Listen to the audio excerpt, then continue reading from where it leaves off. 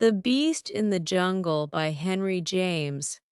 Chapter I What determined the speech that startled him in the course of their encounter scarcely matters, being probably but some words spoken by himself quite without intention spoken, as they lingered and slowly moved together after their renewal of acquaintance.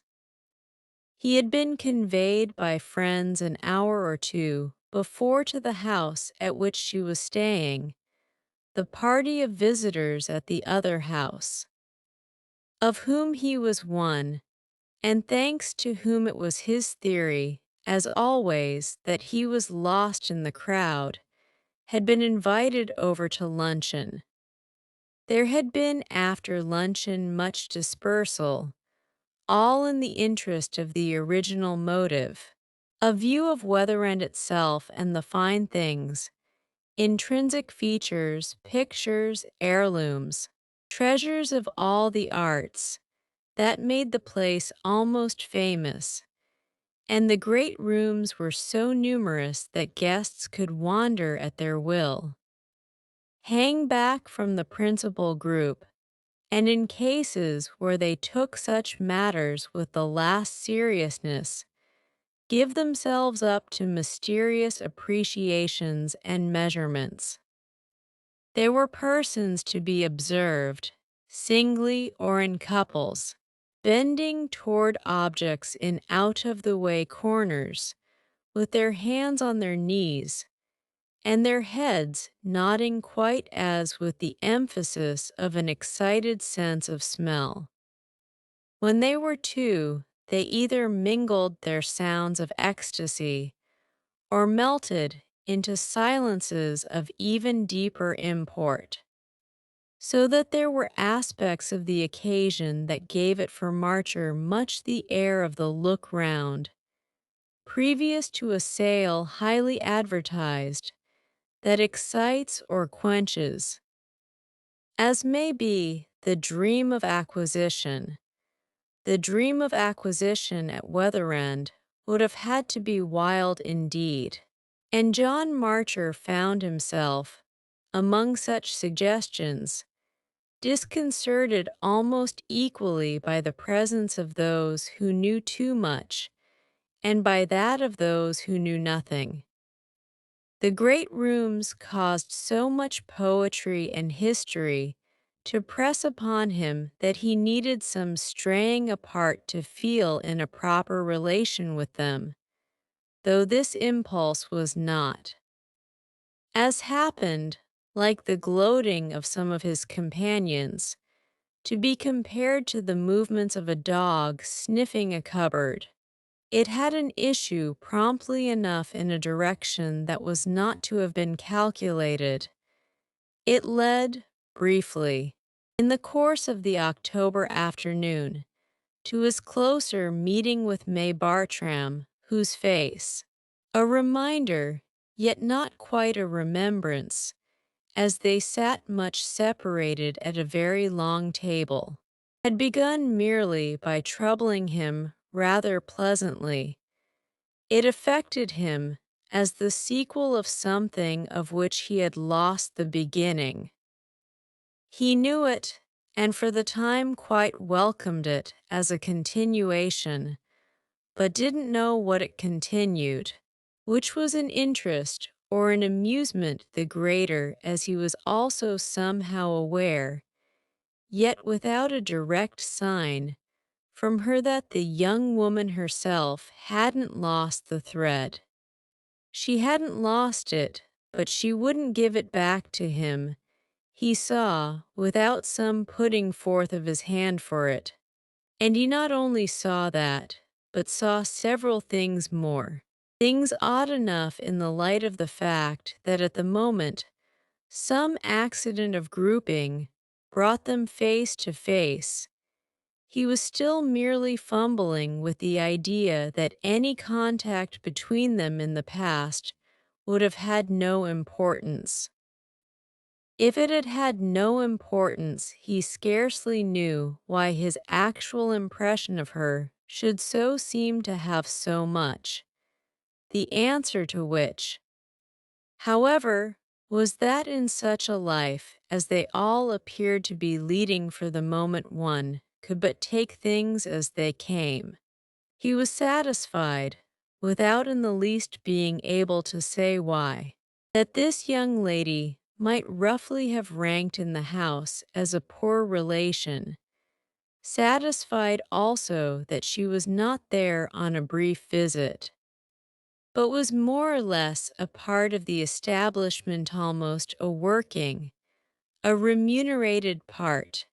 Didn't she enjoy at periods a protection that she paid for by helping, among other services, to show the place and explain it, deal with the tiresome people, answer questions about the dates of the building, the styles of the furniture, the authorship of the pictures, the favorite haunts of the ghost? It wasn't that she looked as if you could have given her shillings, it was impossible to look less so. Yet when she finally drifted toward him, distinctly handsome, though ever so much older than when he had seen her before, it might have been as an effect of her guessing that he had, within the couple of hours, devoted more imagination to her than to all the others put together, and had thereby penetrated to a kind of truth that the others were too stupid for. She was there on harder terms than anyone. She was there as a consequence of things suffered, one way and another, in the interval of years. And she remembered him very much, as she was remembered, only a good deal better. By the time they at last thus came to speech, they were alone in one of the rooms remarkable for a fine portrait over the chimney place out of which their friends had passed. And the charm of it was that even before they had spoken, they had practically arranged with each other to stay behind for talk. The charm, happily, was in other things too, partly in there being scarce a spot at Weatherend without something to stay behind for. It was in the way the autumn day looked into the high windows as it waned, the way the red light, breaking at the close from under a low somber sky, reached out in a long shaft and played over old wainscots, old tapestry, old gold, old color. It was most of all perhaps in the way she came to him, as if, since she had been turned on to deal with the simpler sort, he might, should he choose to keep the whole thing down, just take her mild attention for a part of her general business.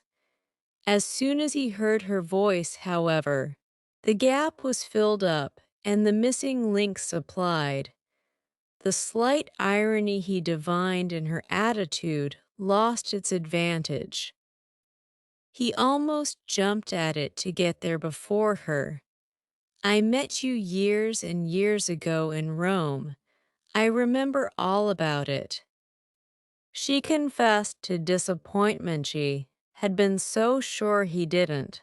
And to prove how well he did, he began to pour forth the particular recollections that popped up as he called for them, her face and her voice, all at his service now, worked the miracle, the impression operating like the torch of a lamplighter who touches into flame, one by one, a long row of gas jets. Marcher flattered himself the illumination was brilliant, yet he was really still more pleased on her showing him, with amusement, that in his haste to make everything right he had got most things rather wrong. It hadn't been at Rome, it had been at Naples, and it hadn't been 8 years before, it had been more nearly 10. She hadn't been. either with her uncle and aunt, but with her mother and brother, in addition to which it was not with the Pembles he had been, but with the Boyers, coming down in their company from Roma Point, on which she insisted, a little to his confusion, and as to which she had her evidence in hand. The Boyers she had known, but didn't know the Pembles, though she had heard of them. And it was the people he was with who had made them acquainted. The incident of the thunderstorm that had raged round them with such violence as to drive them for refuge into an excavation, this incident had not occurred at the palace of the Caesars, but at Pompeii, on an occasion when they had been present there at an important find. He accepted her amendments, he enjoyed her corrections, though the moral of them was, she pointed out, that he really didn't remember the least thing about her, and he only felt it as a drawback that when all was made strictly historic, there didn't appear much of anything left. They lingered together still, she neglecting her office for, from the moment he was so clever, she had no proper right to him, and both neglecting the house, just waiting as to see if a memory or two more wouldn't again breathe on them. It hadn't taken them many minutes, after all, to put down on the table, like the cards of a pack, those that constituted their respective hands. Only what came out was that the pack was unfortunately not perfect, that the past, invoked, invited, encouraged, could give them, naturally, no more than it had. It had made them anciently meet her at 20, him at 25, but nothing was so strange, they seemed to say to each other, as that, while so occupied, it hadn't done a little more for them. They looked at each other as with the feeling of an occasion missed. The present would have been so much better if the other, in the far distance, in the foreign land, hadn't been so stupidly meager. There weren't, apparently, all counted, more than a dozen little old things that had succeeded in coming to pass between them.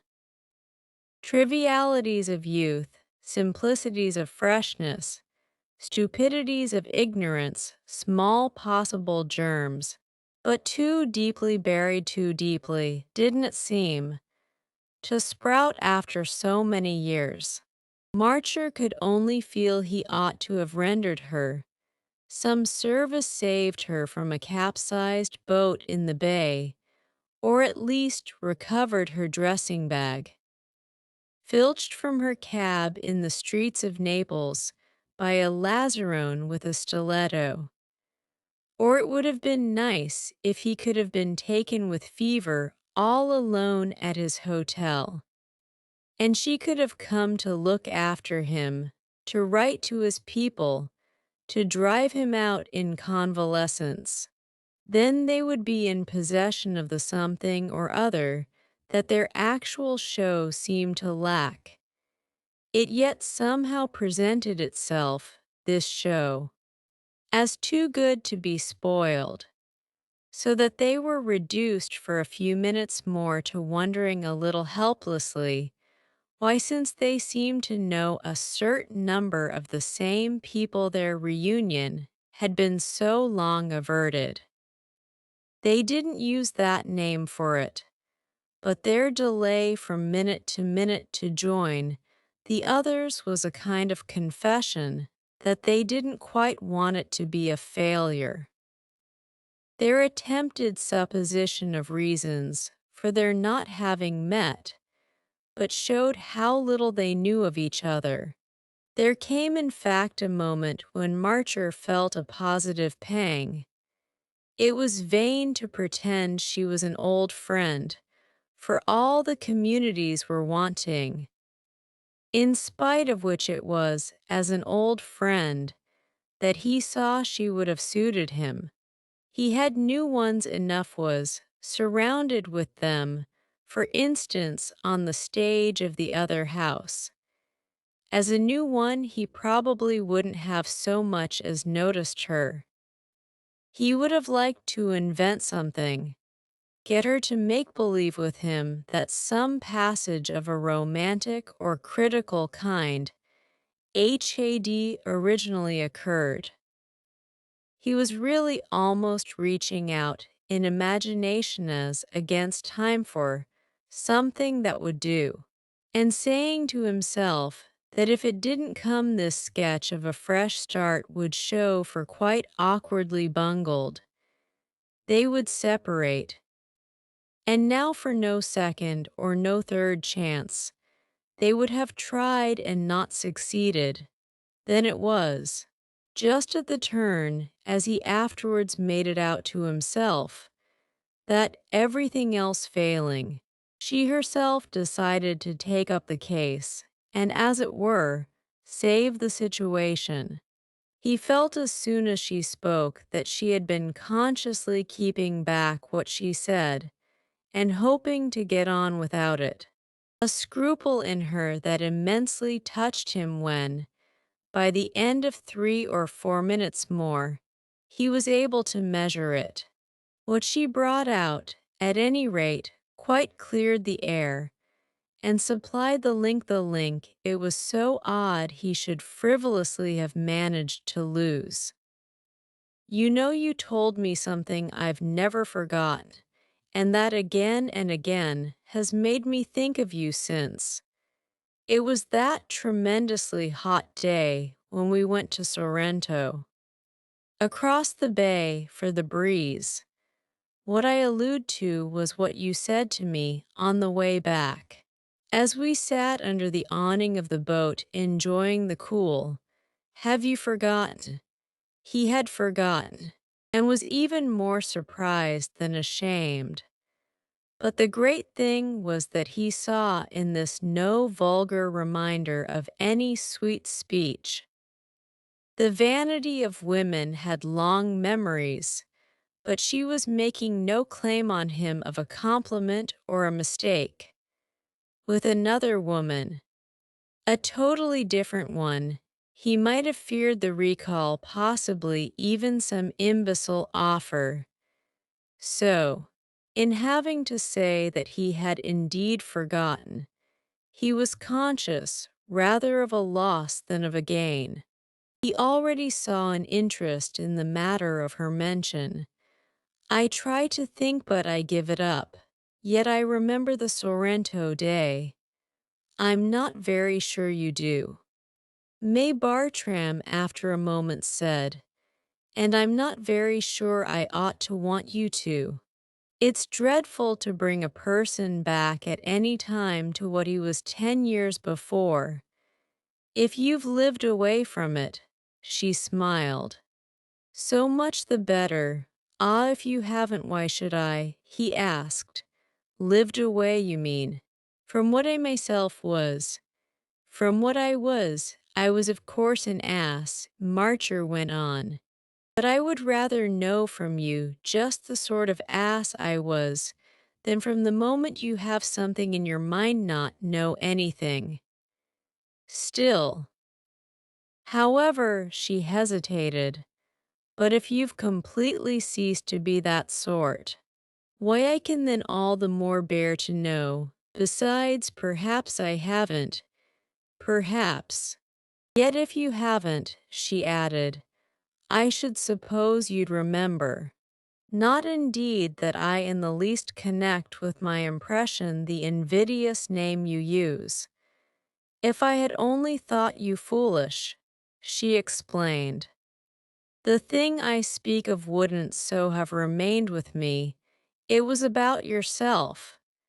She waited as if it might come to him, but as, only meeting her eyes in wonder, he gave no sign, she burnt her ships. Has it ever happened? Then it was that, While he continued to stare, a light broke for him and the blood slowly came to his face, which began to burn with recognition. "Do you mean I told you?" But he faltered, lest what came to him shouldn't be right, lest he should only give himself away. "It was something about yourself that it was natural one shouldn't forget that is if one remembered you at all. That's why I ask you." She smiled. "If the thing you then spoke of has ever come to pass." Oh, then he saw. But he was lost in wonder and found himself embarrassed. This, he also saw, made her sorry for him, as if her illusion had been a mistake. It took him but a moment, however, to feel it hadn't been, much as it had been a surprise. After the first little shock of it, her knowledge on the contrary began, even if rather strangely, to taste sweet to him. She was the only other person in the world, then who would have it? And she had had it all these years. While the fact of his having so breathed his secret had unaccountably faded from him, no wonder they couldn't have met as if nothing had happened. "I judge," he finally said, "that I know what you mean. Only I had strangely enough lost any sense of having taken you so far into my confidence. Is it because you've taken so many others as well?" "I've taken nobody, not a creature since then, so that I'm the only person who knows, the only person in the world." "Well," she quickly replied, "I myself have never spoken. I've never repeated of you what you told me." She looked at him so that he perfectly believed her. Their eyes met over it in such a way that he was without a doubt. "And I never will." She spoke with an earnestness that, as if almost excessive, put him at ease about her possible derision. Somehow the whole question was a new luxury to him that is from the moment she was in possession. If she didn't take the sarcastic view, she clearly took the sympathetic, and that was what he had had, in all the long time, from no one whomsoever. What he felt was that he couldn't at present have begun to tell her, and yet could profit perhaps exquisitely by the accident of having done so of old. "Please don't then, we're just right as it is." "Oh, I am," she laughed, "if you are." To which she added, "Then you do still feel in the same way." It was impossible he shouldn't take to himself that she was really interested, though it all kept coining as a perfect surprise. He had thought of himself so long as abominably alone, and lo, he wasn't alone a bit. He hadn't been, it appeared, for an hour since those moments on the Sorrento boat. It was she who had been. He seemed to see, as he looked at Hershey, who had been made so by the graceless fact of his lapse of fidelity. To tell her what he had told her, what had it been but to ask something of her, something that she had given in her charity, without his having, by a remembrance, by a return of the spirit, failing another encounter, so much as thanked her. What he had asked of her had been simply at first not to laugh at him. She had beautifully not done so for 10 years, and she was not doing so now. So he had endless gratitude to make up. Only for that he must see just how he had figured to her. "What exactly was the account I gave of the way you did feel?" "Well, it was very simple. You said you had had from your earliest time, as the deepest thing within you, the sense of being kept for something rare and strange, possibly prodigious and terrible, that was sooner or later to happen to you, that you had in your bones the foreboding and the conviction of, and that would perhaps overwhelm you. Do you call that very simple? John Marcher asked. She thought a moment. It was perhaps because I seemed, as you spoke, to understand it. You do understand it? He eagerly asked. Again she kept her kind eyes on him. You still have the belief. Oh, he exclaimed helplessly. There was too much to say. Whatever it's to be, she clearly made out, it hasn't yet come. He shook his head in complete surrender now. It hasn't yet come. Only, it isn't anything I'm to do to achieve in the world, to be distinguished or admired for. I'm not such an ass as that. It would be much better, no doubt, if I were. It's to be something you're merely to suffer. Well, say to wait for to have to meet to face. To see suddenly break out in my life, possibly destroying all further consciousness, possibly annihilating me, possibly. On the other hand, only altering everything, striking at the root of all my world and leaving me to the consequences, however they shape themselves. She took this in, but the light in her eyes continued for him not to be that of mockery. Isn't what you describe, perhaps, but the expectation or at any rate the sense of danger, familiar to so many people of falling in love? John Marcher thought, did you ask me that before? No, I wasn't so free and easy then, but it's what strikes me now. Of course. He said after a moment, it strikes you. Of course it strikes me. Of course what's in store for me may be no more than that. The only thing is, he went on, that I think if it had been that I should by this time know. Do you mean because you've been in love? And then as he but looked at her in silence, you've been in love. And it hasn't meant such a cataclysm, hasn't proved the great affair. Here I am, you see. It hasn't been overwhelming. Then it hasn't been love, said May Bartram. Well, I at least thought it was. I took it for that I've taken it till now. It was agreeable, it was delightful, it was miserable, he explained. But it wasn't strange. It wasn't what my affair's to be. You want something all to yourself, something that nobody else knows or has known. It isn't a question of what I want, God knows.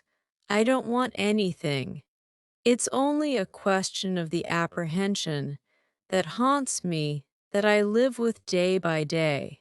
He said this so lucidly and consistently that he could see it further impose itself. If she hadn't been interested before, she'd have been interested now. Is it a sense of coming violence? Evidently now too again he liked to talk of it. I don't think of it as when it does come necessarily violent. I only think of it as natural and as of course above all unmistakable. I think of it simply as the thing. The thing will of itself appear natural. Then how will it appear strange? Marcher bethought himself, it won't to me, to whom then? Well, he replied, smiling at last, say to you, oh then I'm to be present. Why you are present since you know. I see, she turned it over, but I mean at the catastrophe. At this, for a minute, their lightness gave way to their gravity. It was as if the long look they exchanged held them together. It will only depend on yourself if you'll watch with me. Are you afraid? She asked. Don't leave me now.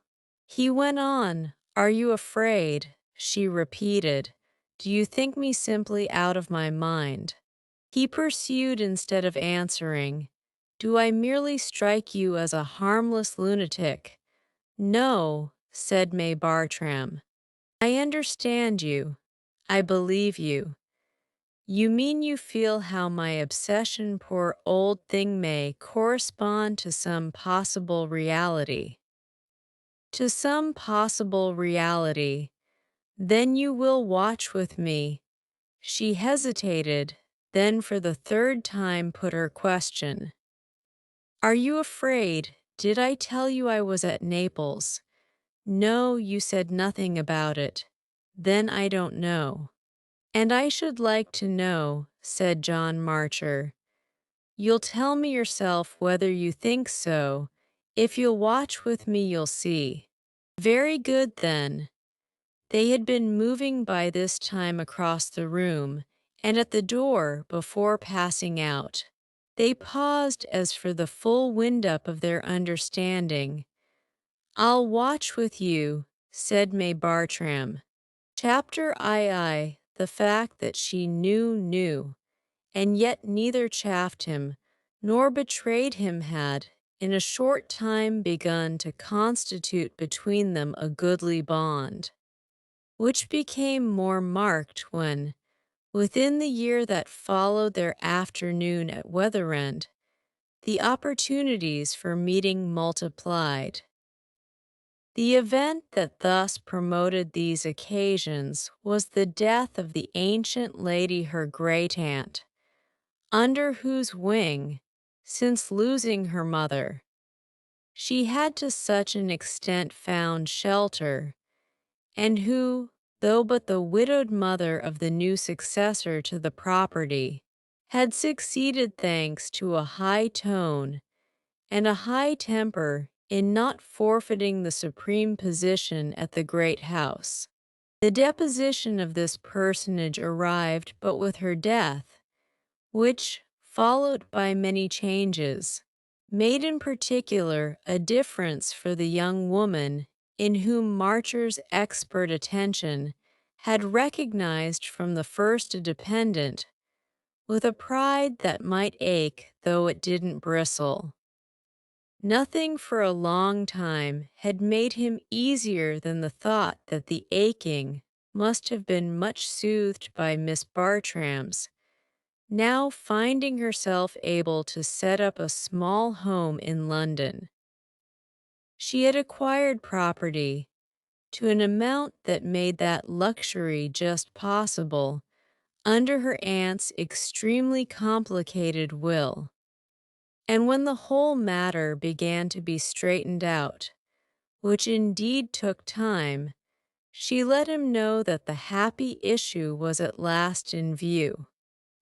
He had seen her again before that day, both because she had more than once accompanied the ancient lady to town, and because he had paid another visit to the friends, who so conveniently made of Weatherend one of the charms of their own hospitality. These friends had taken him back there.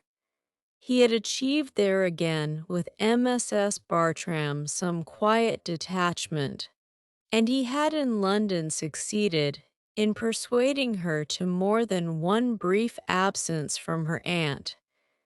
They went together, on these latter occasions, to the National Gallery and the South Kensington Museum, where, among vivid reminders, they talked of Italy at large, not now attempting to recover, as at first, the taste of their youth and their ignorance.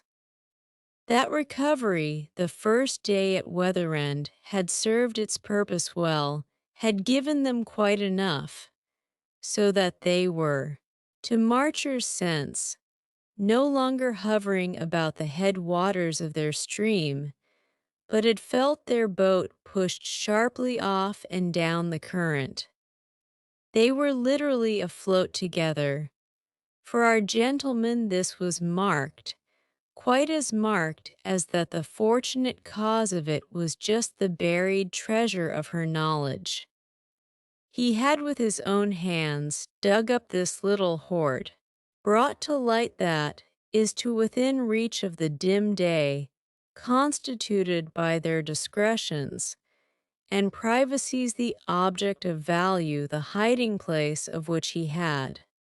After putting it into the ground himself, so strangely, so long forgotten, the rare luck of his having again just stumbled on the spot made him indifferent to any other question.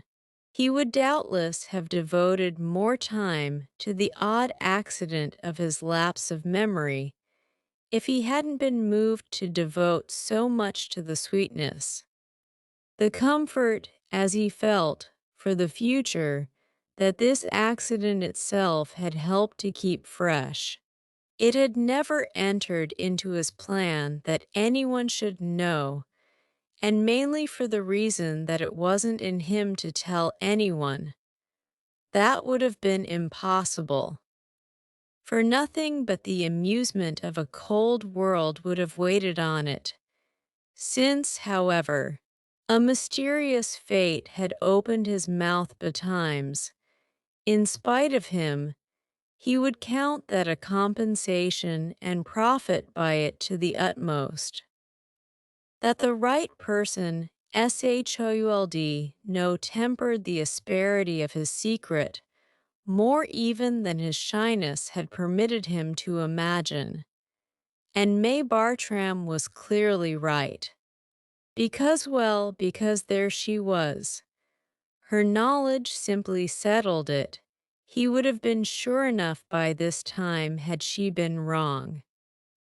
There was that in his situation, no doubt, that disposed him too much to see her as a mere confidante, taking all her light for him from the fact only of her interest in his predicament, from her mercy, sympathy, seriousness, her consent not to regard him as the funniest of the funny, aware, in fine, that her price for him was just in her giving him this constant sense of his being admirably spared.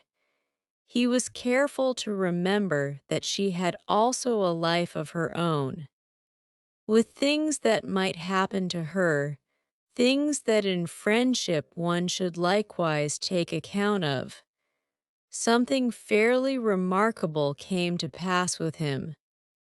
For that matter, in this connection something represented by a certain passage of his consciousness, in the suddenest way, from one extreme to the other.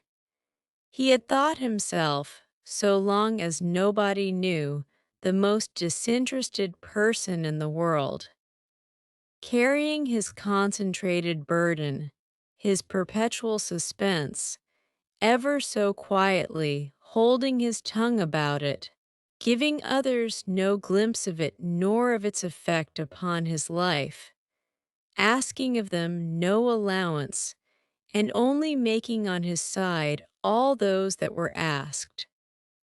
He hadn't disturbed people with the queerness of their having to know a haunted man, though he had had moments of rather special temptation on hearing them say they were forsooth unsettled. If they were as unsettled as he was, he who had never been settled for an hour in his life, they would know what it meant. Yet it wasn't. All the same for him to make them, and he listened to them civilly enough. This was why he had such good, though possibly such rather colorless manners. This was why, above all, he could regard himself, in a greedy world, as decently as, in fact, perhaps even a little sublimely unselfish. Our point is accordingly that he valued this character quite sufficiently to measure his present danger of letting it lapse, against which he promised himself to be much on his guard. He was quite ready, none the less, to be selfish just a little, since surely no more charming occasion for it had come to him. Just a little, in a word, was just as much as MSS Bartram. Taking one day with another would let him. He never would be in the least coercive, and would keep well before him the lines on which consideration for her the very highest ought to proceed. He would thoroughly establish the heads under which her affairs, her requirements, her peculiarities, he went so far as to give them the latitude of that name would come into their intercourse. All this naturally was a sign of how much he took the intercourse itself for granted. There was nothing more to be done about that. It simply existed, had sprung into being with her first penetrating question to him in the autumn light there at Weatherend. The real form it should have taken on the basis that stood out large was the form of their marrying. But the devil in this was that the very basis itself put marrying out of the question. His conviction, his apprehension, his obsession, in short, wasn't a privilege he could invite a woman to share. And that consequence of it was precisely what was the matter with him. Something or other lay in wait for him, amid the twists and the turns of the months and the years, like a crouching beast in the jungle. It signified little whether the crouching beast were destined to slay him or to be slain. The definite point was the inevitable spring of the creature, and the definite lesson from that was that a man of feeling didn't cause himself to be accompanied by a lady on a tiger hunt. Such was the image under which he had ended by figuring his life. They had at first, none the less, in the scattered hours spent together, made no allusion to that view of it, which was a sign he was handsomely alert to give that he didn't expect, that he in fact didn't care, always to be talking about it. Such a feature in one's outlook was really like a hump on one's back. The difference it made every minute of the day existed quite independently of discussion. One discussed, of course, like a hunchback, for there was always, if nothing else, the hunchback face. That remained, and she was watching him, but people watched best, as a general thing, in silence, so that such would be predominantly the manner of their vigil. Yet he didn't want, at the same time, to be tense and solemn. Tense and solemn was what he imagined he too much showed for with other people. The thing to be, with the one person who knew, was easy and natural to make the reference rather than be seeming to avoid it rather than be seeming to make it, and to keep it, in any case, familiar, facetious even, rather than pedantic and portentous. Some such consideration as the latter was doubtless in his mind. For instance, when he wrote pleasantly to Miss Bartram that perhaps the great thing he had so long felt as in the lap of the gods was no more than the circumstance, which touched him so nearly, of her acquiring a house in London. It was the first allusion they had yet again made, needing any other hitherto so little. But when she replied, after having given him the news, that she was by no means satisfied with such a trifle as the climax to so special a suspense, she almost set him wondering if she hadn't even a larger conception of singularity for him than he had for himself. He was at all events destined to become aware little by little, as time went by, that she was all the while looking at his life, judging it, measuring it, in the light of the things she knew, which grew to be at last, with the consecration of the years, never mentioned between them save as the real truth about him. That had always been his own form of reference to it. But she adopted the form so quietly that, looking back at the end of a period, he knew there was no moment at which it was traceable that she had, as he might say, got inside his idea, or exchanged the attitude of beautifully indulging for that of still more beautifully believing him. It was always open to him to accuse her of seeing him but as the most harmless of maniacs, and this, in the long run since it covered so much ground, was his easiest description of their friendship. He had a screw loose for her, but she liked him in spite of it, and was practically, against the rest of the world, his kind wise keeper, unremunerated but fairly amused, and in the absence of other near ties, not disreputably occupied. The rest of the world of course thought him queer, but she only knew how, and above all why, queer, which was precisely what enabled her to dispose the concealing veil in the right folds. She took his gaiety from him since it had to pass with them for gaiety as she took everything else. But she certainly so far justified by her unerring touch his finer sense of the degree to which he had ended by convincing her. She at least never spoke of the secret of his life except as the real truth about you, and she had in fact a wonderful way of making it seem.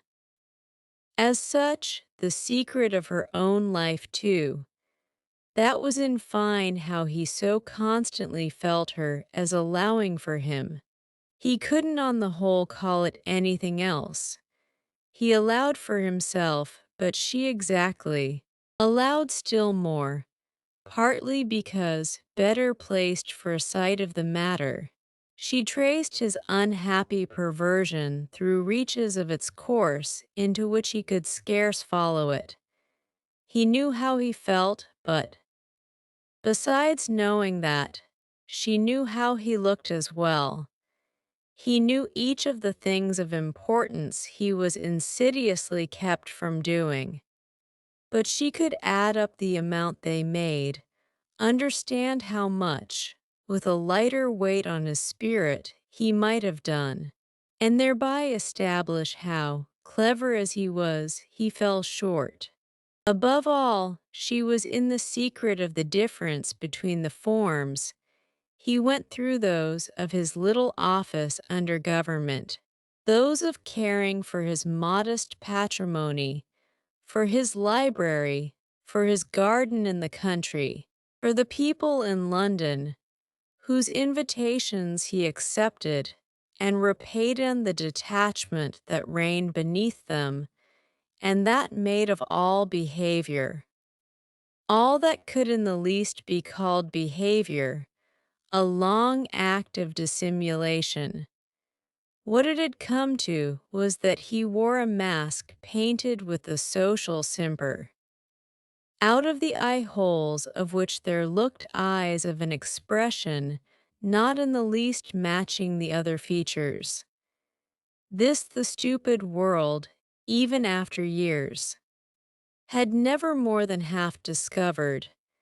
It was only May Bartram who had, and she achieved, by an art indescribable, the feat of at once, or perhaps it was only alternately meeting the eyes from in front and mingling her own vision, as from over his shoulder, with their peep through the apertures. So while they grew older together, she did watch with him, and so she let this association give shape and color to her own existence. Beneath her forms as well detachment had learned to sit, and behavior had become for her, in the social sense, a false account of herself. There was but one account of her that would have been true all the while, and that she could give straight to nobody, least of all to John Marcher. Her whole attitude was a virtual statement, but the perception of that only seemed called to take its place for him as one of the many things necessarily crowded out of his consciousness.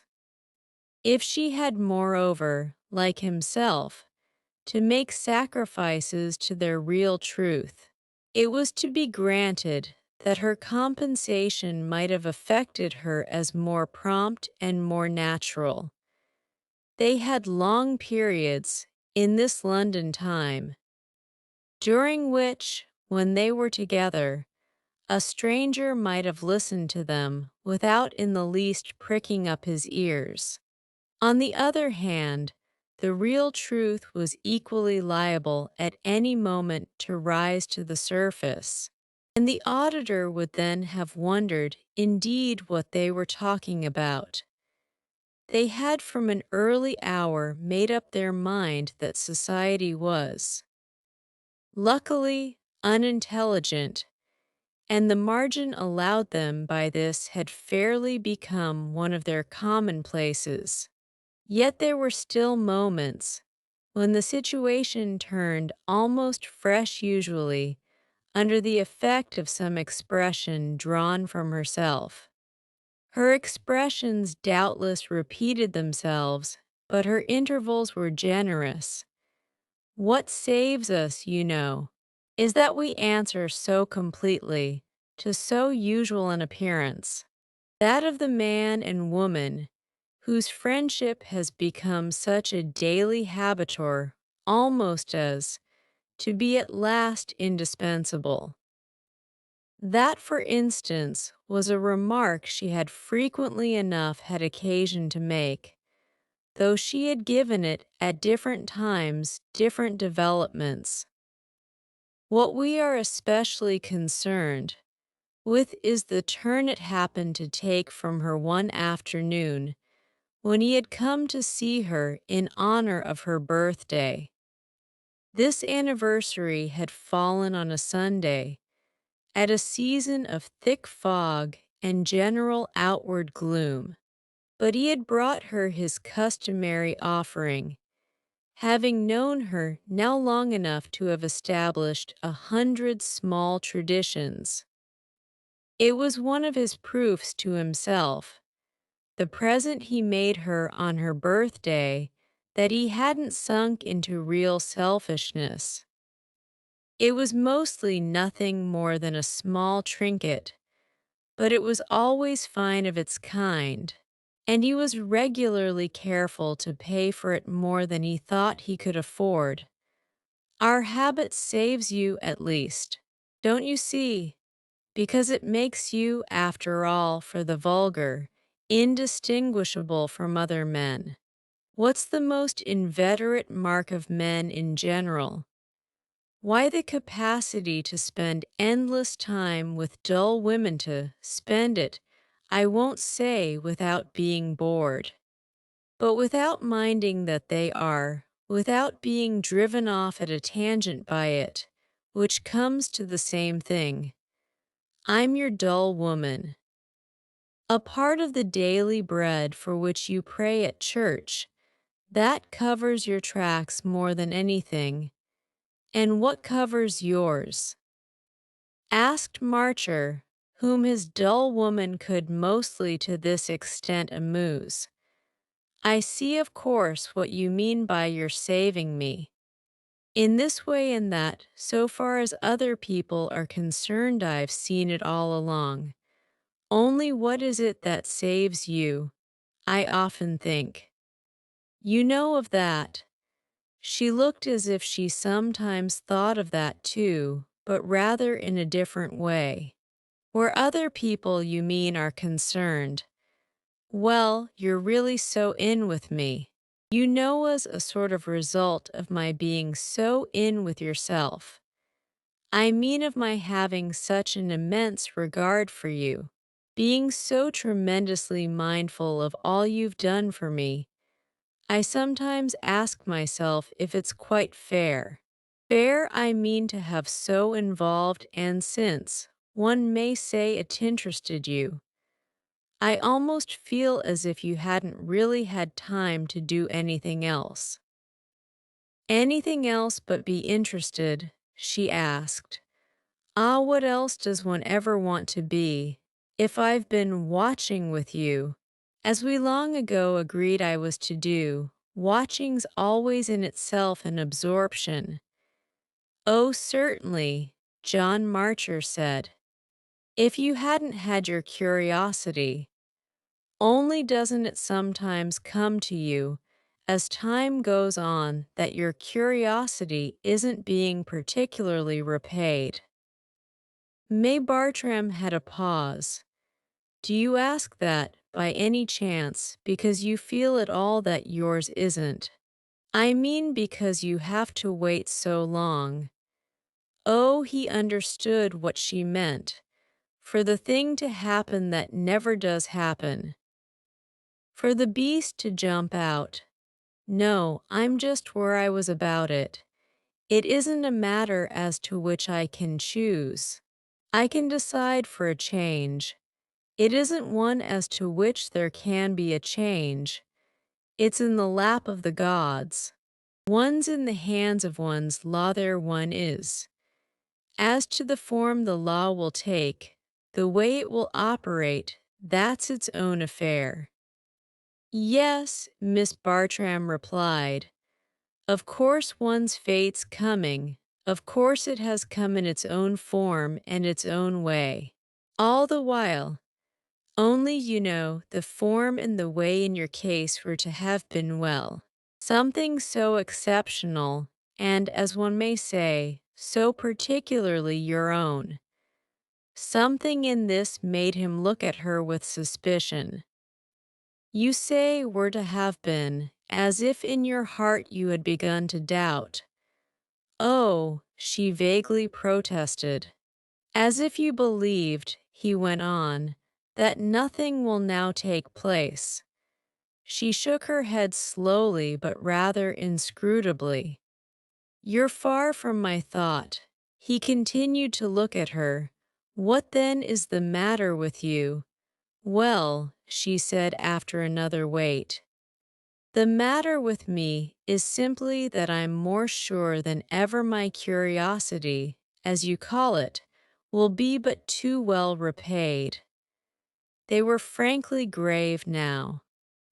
He had got up from his seat, had turned once more about the little drawing-room to which, year after year, he brought his inevitable topic, in which he had, as he might have said, tasted their intimate community with every sauce, where every object was as familiar to him as the things of his own house, and the very carpets were worn with his fitful walk, very much as the desks in old counting-houses are worn by the elbows of generations of clerks.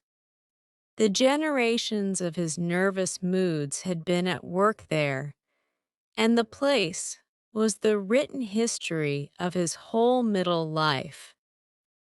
Under the impression of what his friend had just said he knew himself, for some reason, more aware of these things, which made him, after a moment, stop again before her. Is it possibly that you've grown afraid? Afraid. He thought, as she repeated the word, that his question had made her a little change color. So that, lest he should have touched on a truth, he explained very kindly, "You remember that that was what you asked me long ago that first day at Weatherend." "Oh, yes. And you told me you didn't know that I was to see for myself. We've said little about it since, even in so long a time." "Precisely." Marcher interposed, quite as if it were too delicate a matter for us to make free with, quite as if we might find, on pressure, that I am afraid. For then, he said, we shouldn't, should we, quite know what to do. She had for the time no answer to this question. "There have been days when I thought you were. Only, of course," she added, "there have been days when we have thought almost anything. Everything." Oh, Marcher softly groaned, as with a gasp half spent. At the face, more uncovered just then than it had been for a long while, of the imagination always with them. It had always had its incalculable moments of glaring out, quite as with the very eyes of the very beast, and, used as he was to them, they could still draw from him the tribute of a sigh that rose from the depths of his being. All they had thought, first and last, rolled over him. The past seemed to have been reduced to mere barren speculation. This, in fact, was what the place had just struck him as so full of the simplification of everything, but the state of suspense that remained only by seeming to hang in the void surrounding it. Even his original fear, if fear it as had been, had lost itself in the desert. "I judge, however," he continued, "that you see I'm not afraid now. What I see, as I make it out, is that you've achieved something almost unprecedented in the way of getting used to danger. Living with it so long and so closely you've lost your sense of it. You know it's there, but you're indifferent and you cease even, as of old, to have to whistle in the dark. Considering what the danger is, may Bartram wound up. I'm bound to say I don't think your attitude could well be surpassed." John Marcher faintly smiled. "It's heroic. Certainly call it that." It was what he would have liked indeed to call it. "I am then a man of courage. That's what you were to show me." He still, however, wondered. But doesn't the man of courage know what he's afraid of or not afraid of? I don't know that. You see, I don't focus it, I can't name it, I only know I'm exposed. Yes. But exposed, how shall I say, so directly, so intimately, that's surely enough. Enough to make you feel, then, as what we may call the end, and the upshot of our watch, that I'm not afraid. You're not afraid. But it isn't," she said, "the end of our watch. That is, it isn't the end of yours. You've everything still to see." "Then why haven't you?" he asked. He had had all along today the sense of her keeping something back, and he still had it. As this was his first impression of that, it quite made a date. The case was the more marked as she didn't at first answer, which in turn made him go on. "You know something I don't." Then his voice, for that of a man of courage, trembled a little. "You know what's to happen." Her silence with the face she showed. was almost a confession it made him sure. You know, and you're afraid to tell me. It's so bad that you're afraid I'll find out. All this might be true, for she did look as if, unexpectedly to her, he had crossed some mystic line that she had secretly drawn round her. Yet she might, after all, not have worried. And the real climax was that he himself, at all events, needn't. You'll never find out. Chapter III it was all to have made, none the less, as I have said, a date, which came out in the fact that again and again, even after long intervals, other things that passed between them were in relation to this hour, but the character of recalls and results.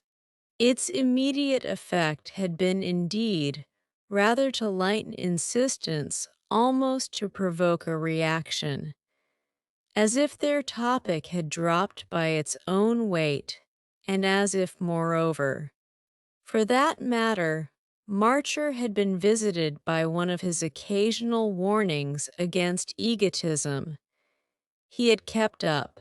He felt, and very decently on the whole, his consciousness of the importance of not being selfish. And it was true that he had never sinned in that direction without promptly enough trying to press the scales the other way. He often repaired his fault, the season permitting, by inviting his friend to accompany him to the opera, and it not infrequently thus happened that, to show he didn't wish her to have but one sort of food for her mind, he was the cause of her appearing there with him a dozen nights in the month. It even happened that, seeing her home at such times, he occasionally went in with her to finish, as he called it, the evening, and, the better to make his point, sat down to the frugal, but always careful little supper that awaited his pleasure. His point was made, he thought, by his not eternally insisting with her on himself, made, for instance, at such hours when it befell that, her piano at hand and each of them familiar with it, they went over passages of the opera together. It chanced to be on one of these occasions, however, that he reminded her of her not having answered a certain question he had put to her during the talk that had taken place between them on her last birthday. What is it that saves you? Saved her, he meant, from that appearance of variation from the usual human type. If he had practically escaped remark, as she pretended, by doing, in the most important particular, what most men do find the answer to life, in patching up an alliance of a sort with a woman, no better than himself how had she escaped it. And how could the alliance, such as it was, since they must suppose it had been more or less noticed, have failed to make her rather positively talked about? I never said, May Bartram replied, that it hadn't made me a good deal talked about. Ah, well then, you're not saved. It hasn't been a question for me. If you've had your woman I've had, she said, my man. And you mean that makes you all right. Oh, it was always as if there were so much to say. I don't know why it shouldn't make me humanly, which is what we're speaking of as right as it makes you. I see. Marcher returned. Humanly, no doubt, as showing that you're living for something. Not that is, just for me and my secret. May Bartram smiled. I don't pretend it exactly shows that I'm not living for you. It's my intimacy with you that's in question. He laughed as he saw what she meant. Yes, but since, as you say, I'm only, so far as people make out, ordinary, you aren't you? No more than ordinary either. You help me to pass for a man like another. So if I am, as I understand you, you're not compromised. Is that it? She had another of her waits, but she spoke clearly enough. That's it. It's all that concerns me to help you to pass for a man like another. He was careful to acknowledge the remark handsomely. How kind.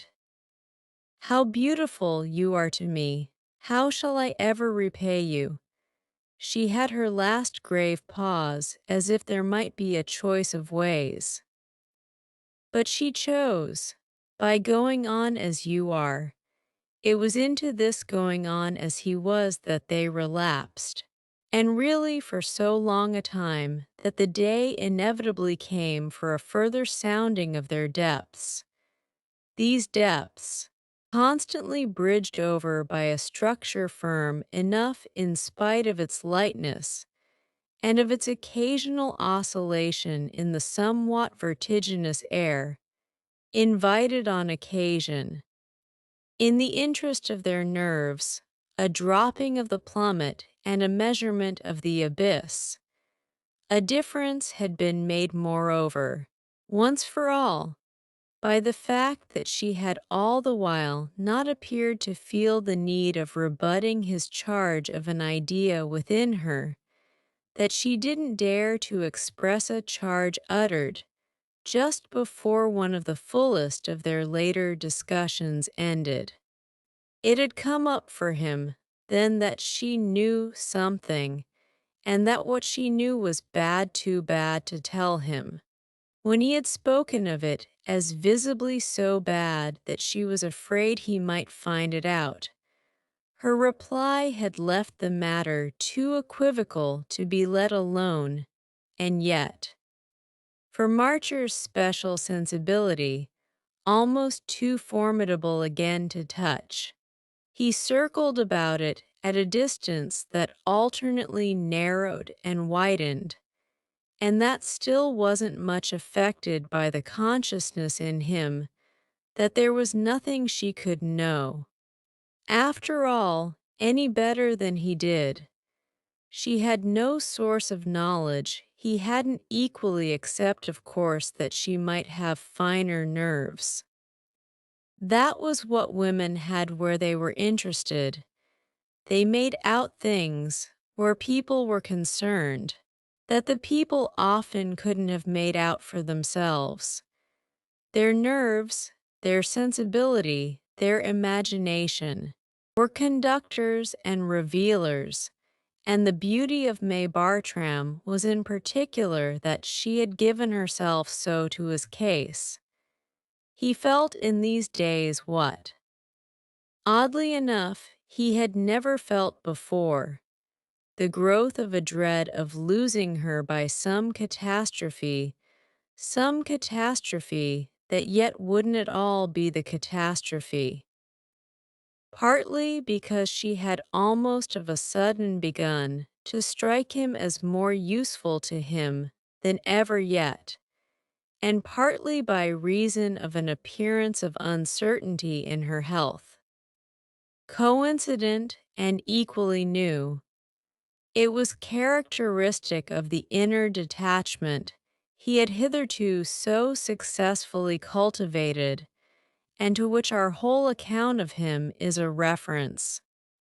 It was characteristic that his complications, such as they were, had never yet seemed so as at this crisis to thicken about him, even to the point of making him ask himself if he were, by any chance, of a truth, within sight or sound, within touch or reach, within the immediate jurisdiction of the thing that waited, when the day came, as come it had to, that his friend confessed to him her fear of a deep disorder in her blood. He felt somehow the shadow of a change, and the chill of a shock. He immediately began to imagine aggravations and disasters, and above all, to think of her peril as the direct menace for himself of personal privation. This indeed gave him one of those partial recoveries of equanimity that were agreeable to him. It showed him that what was still first in his mind was the loss she herself might suffer. What if she should have to die before knowing, before seeing?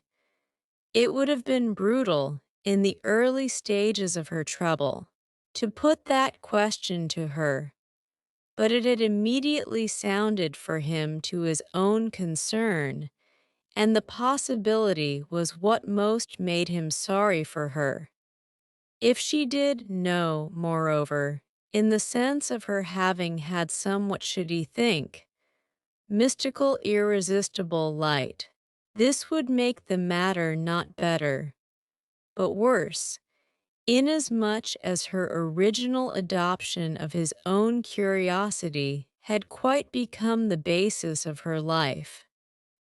She had been living to see what would be to be seen, and it would quite lacerate her to have to give up before the accomplishment of the vision. These reflections, as I say, quickened his generosity, yet make them as he might. He saw himself, with the lapse of the period, more and more disconcerted. It lapsed for him with a strange, steady sweep, and the oddest oddity was that it gave him, independently of the threat of much inconvenience, almost the only positive surprise his career, if career it could be called, had yet offered him. She kept the house as she had never done. He had to go to her to see her. She could meet him nowhere now. Though there was scarce a corner of their loved old London in which she hadn't in the past, at one time or another, done so. And he found her always seated by her fire in the deep old-fashioned chair she was less and less able to leave. He had been struck one day, after an absence exceeding his usual measure, with her suddenly looking much older to him than he had ever thought of her being. Then he recognized that the suddenness was all on his side. He had just simply and suddenly noticed. She looked older because inevitably, after so many years, she was old, or almost, which was of course true in still greater measure of her companion. If she was old, or almost, John Marcher assuredly was, and yet it was her showing of the lesson, not his own, that brought the truth home to him. His surprises began here. When once they had begun, they multiplied. They came rather with a rush. It was as if, in the oddest way in the world, they had all been kept back, sown in a thick cluster, for the late afternoon of life, the time at which, for people in general, the unexpected has died out. One of them was that he should have caught himself, for he had so done really wondering if the great accident would take form now as nothing more than his being condemned to see this charming woman, this admirable friend, pass away from him. He had never so unreservedly qualified her as while confronted in thought with such a possibility, in spite of which there was small doubt for him that as an answer to his long riddle the mere effacement of even so fine a feature of his situation would be an abject anticlimax. It would represent, as connected with his past attitude, a drop of dignity under the shadow of which his existence could only become the most grotesque of failures. He had been far from holding it a failure long, as he had waited for the appearance that was to make it a success. He had waited for quite another thing. Not for such a thing as that. The breath of his good faith came short, however, as he recognized how long he had waited, or how long at least his companion had. That she, at all events, might be recorded as having waited in vain, this affected him sharply, and all the more because of it first having done little more than amuse himself with the idea. It grew more grave as the gravity of her condition grew, and the state of mind it produced in him, which he himself ended by watching as if it had been some definite disfigurement of his outer person, may pass for another of his surprises. This conjoined itself still with another, the really stupefying consciousness of a question that he would have allowed to shape itself had he dared. What did everything mean? What, that is, did she mean? She and her vain waiting and her probable death and the soundless admonition of it all, unless that. At this time of day, it was overwhelmingly too late. He had never at any stage of his queer consciousness admitted the whisper of such a correction. He had never, till within these last few months, been so false to his conviction as not to hold that what was to come to him had time. Whether he struck himself as having it or not, that at last, he certainly hadn't it, to speak of, or had it but in the scantiest measure such, soon enough as things went with him, became the inference with which his old obsession had to reckon.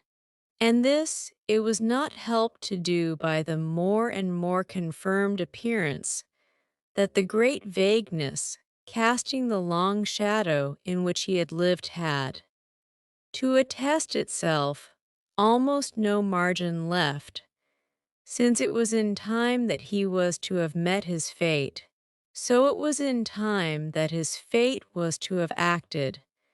And as he waked up to the sense of no longer being young, which was exactly the sense of being stale, just as that, in turn, was the sense of being weak, he waked up to another matter beside. It all hung together. They were subject, he and the great vagueness, to an equal and indivisible law.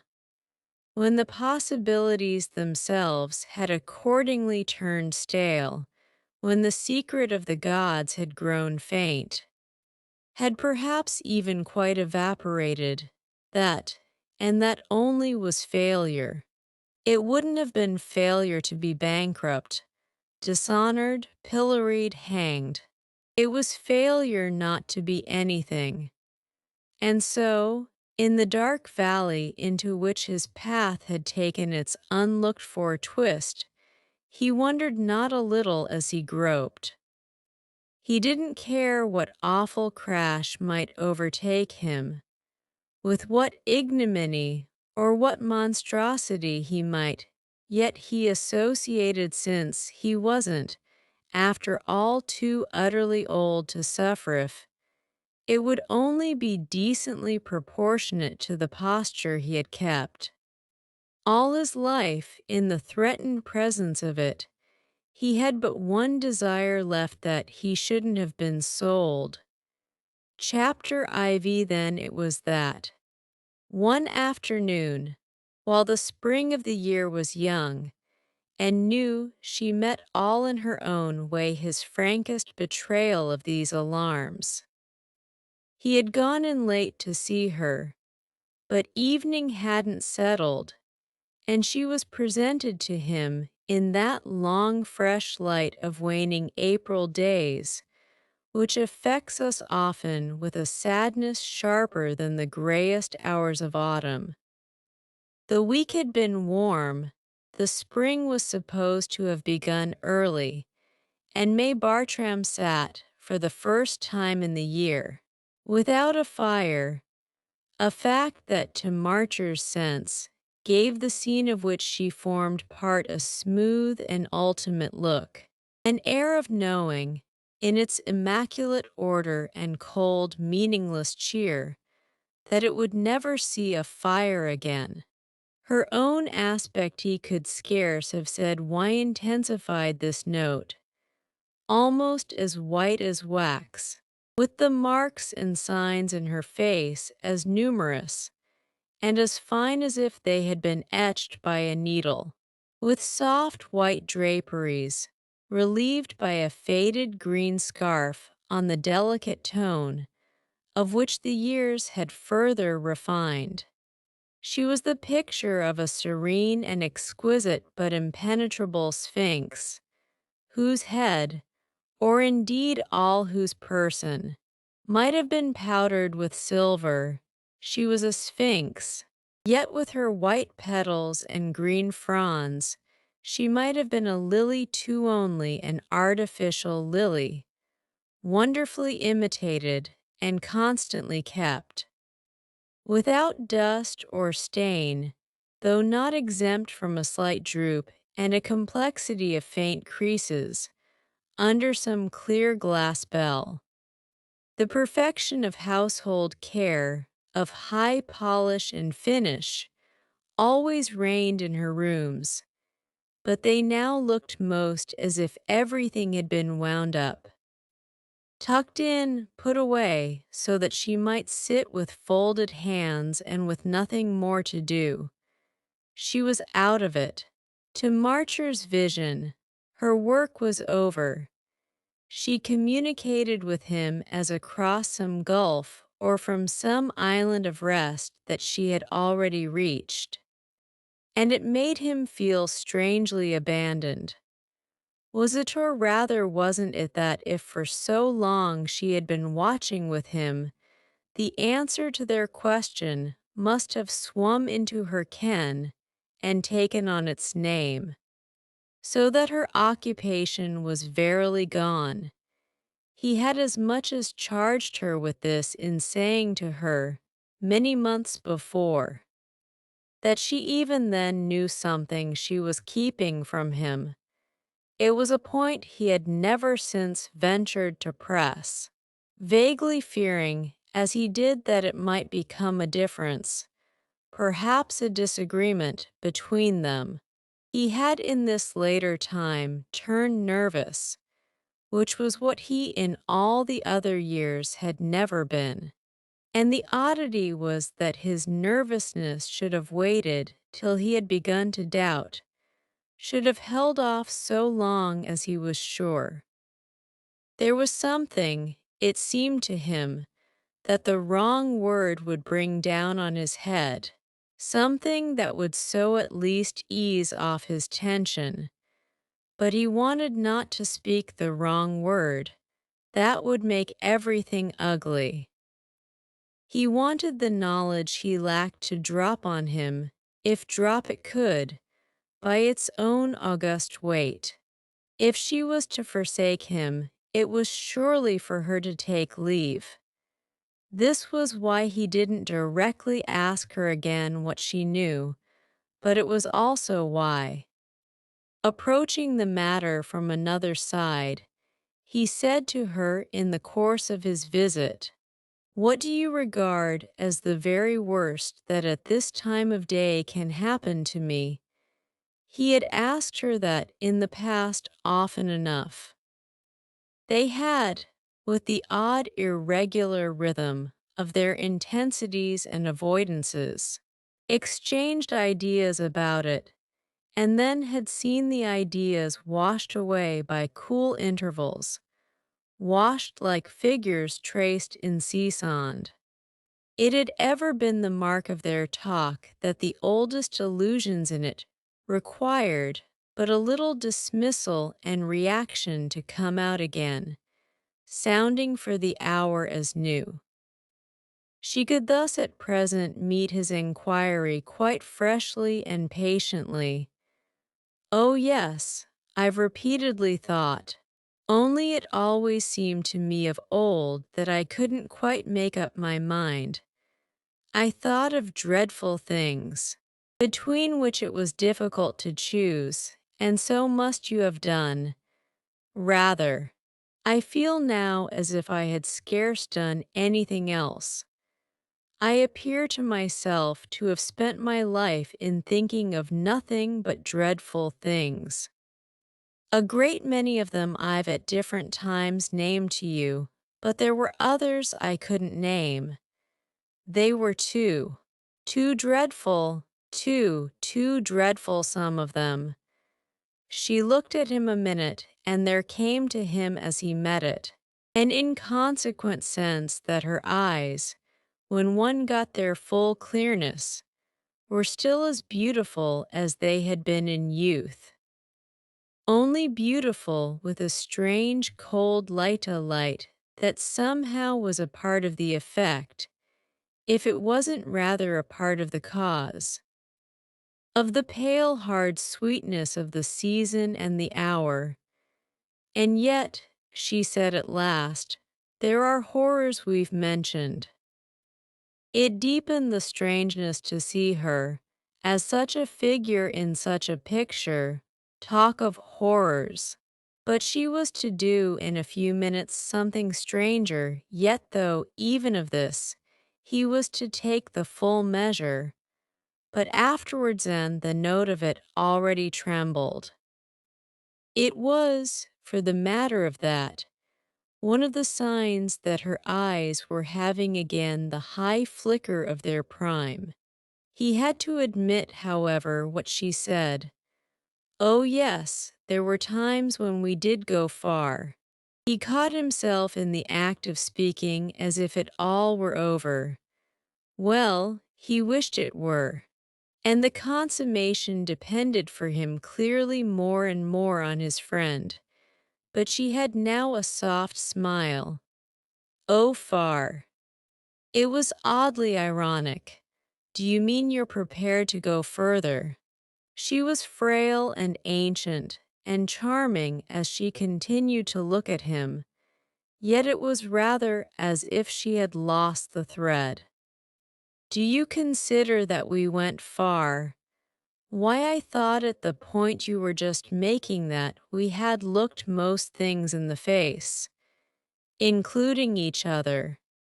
She still smiled. But you're quite right. We've had together great imaginations, often great fears. But some of them have been unspoken. Then the worst we haven't faced that. I could face it. I believe if I knew what you think it. I feel, he explained, as if I had lost my power to conceive such things, and he wondered if he looked as blank as he sounded.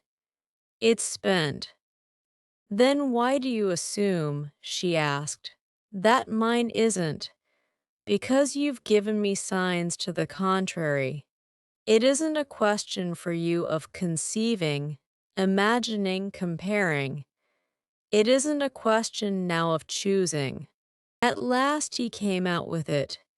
You know something I don't. You've shown me that before. These last words had affected her, he made out in a moment. Exceedingly, and she spoke with firmness. I've shown you, my dear, nothing. He shook his head. You can't hide it. Oh. May Bartram sounded over what she couldn't hide. It was almost a smothered groan. You admitted it months ago, when I spoke of it to you as of something you were afraid I should find out. Your answer was that I couldn't, that I wouldn't. And I don't pretend I have. But you had something therefore in mind, and I see now how it must have been, how it still is. The possibility that of all possibilities has settled itself for you as the worst. This, he went on, is why I appeal to you. I'm only afraid of ignorance today, I'm not afraid of knowledge. And then, as for a while she said nothing. What makes me sure is that I see in your face and feel here, in this air and amid these appearances, that you're out of it. You've had your experience, you leave me to my fate. Well, she listened, motionless and white in her chair, as on a decision to be made, so that her manner was fairly an avowal, though still, with a small fine inner stiffness and imperfect surrender. It would be the worst, she finally let herself say. I mean the thing I've never said. It hushed him a moment. More monstrous than all the monstrosities we've named. More monstrous. Isn't that what you sufficiently express, she asked, in calling it the worst? Marcher thought. Assuredly, if you mean, as I do, something that includes all the loss and all the shame that are thinkable. It would if it should happen.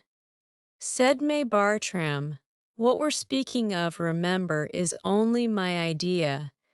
It's your belief. Marcher returned. That's enough for me. I feel your beliefs are right. Therefore, if having this one, you give me no more light on it, you abandon me. No, no, she repeated. I'm with you, don't you see? Still. And as to make it more vivid to him, she rose from her chair, a movement she seldom risked in these days, and showed herself. All draped and all soft in her fairness and slimness. I haven't forsaken you. It was really in its effort against weakness. A generous assurance, and had the success of the impulse not, happily, been great, it would have touched him to pain more than to pleasure. But the cold charm in her eyes had spread, as she hovered before him, to all the rest of her person, so that it was for the minute almost a recovery of youth. He couldn't pity her for that. He could only take her as she showed us capable even yet of helping him. It was as if, at the same time, her light might at any instant go out, wherefore he must make the most of it. There passed before him, with intensity, the 3 or 4 things he wanted most to know. But the question that came of itself to his lips really covered the others. Then tell me if I shall consciously suffer. She promptly shook her head. Never. It confirmed the authority he imputed to her, and it produced on him an extraordinary effect. Well, what's better than that? Do you call that the worst? You think nothing is better, she asked. She seemed to mean something so special that he again sharply wondered, though still with the dawn of a prospect of relief. Why not if one doesn't know? After which, as their eyes, over his question, met in a silence, the dawn deepened, and something to his purpose came prodigiously out of her very face. His own, as he took it in, suddenly flushed to the forehead, and he gasped with the force of a perception to which, on the instant, everything fitted. The sound of his gasp filled the air, then he became articulate. I see if I don't suffer, in her own look. However was doubt. You see what? Why, what you mean, what you've always meant. She again shook her head. What I mean isn't what I've always meant, it's different. It's something new. She hung back from it a little. Something new. It's not what you think. I see what you think. His divination drew breath then. Only her correction might be wrong. It isn't that I am a blockhead, he asked between faintness and grimness. It isn't that it's all a mistake. A mistake, she pityingly echoed. That possibility for her, he saw, would be monstrous.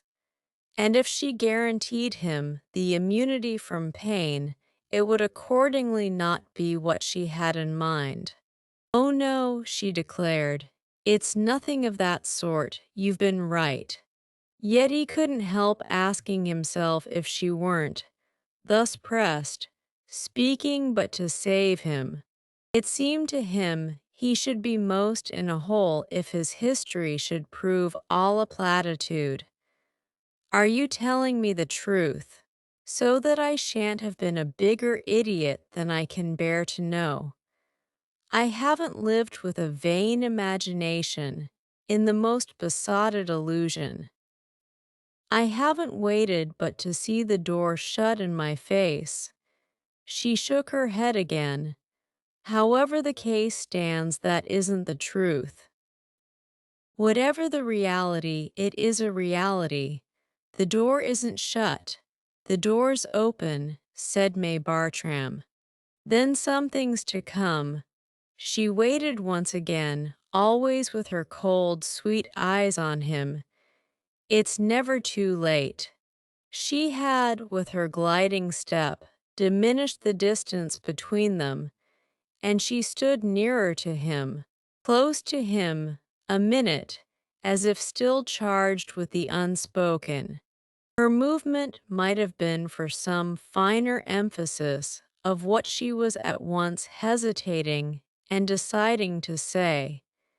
He had been standing by the chimney-piece, fireless and sparely adorned, a small perfect old French clock, and two morsels of rosy Dresden constituting all its furniture.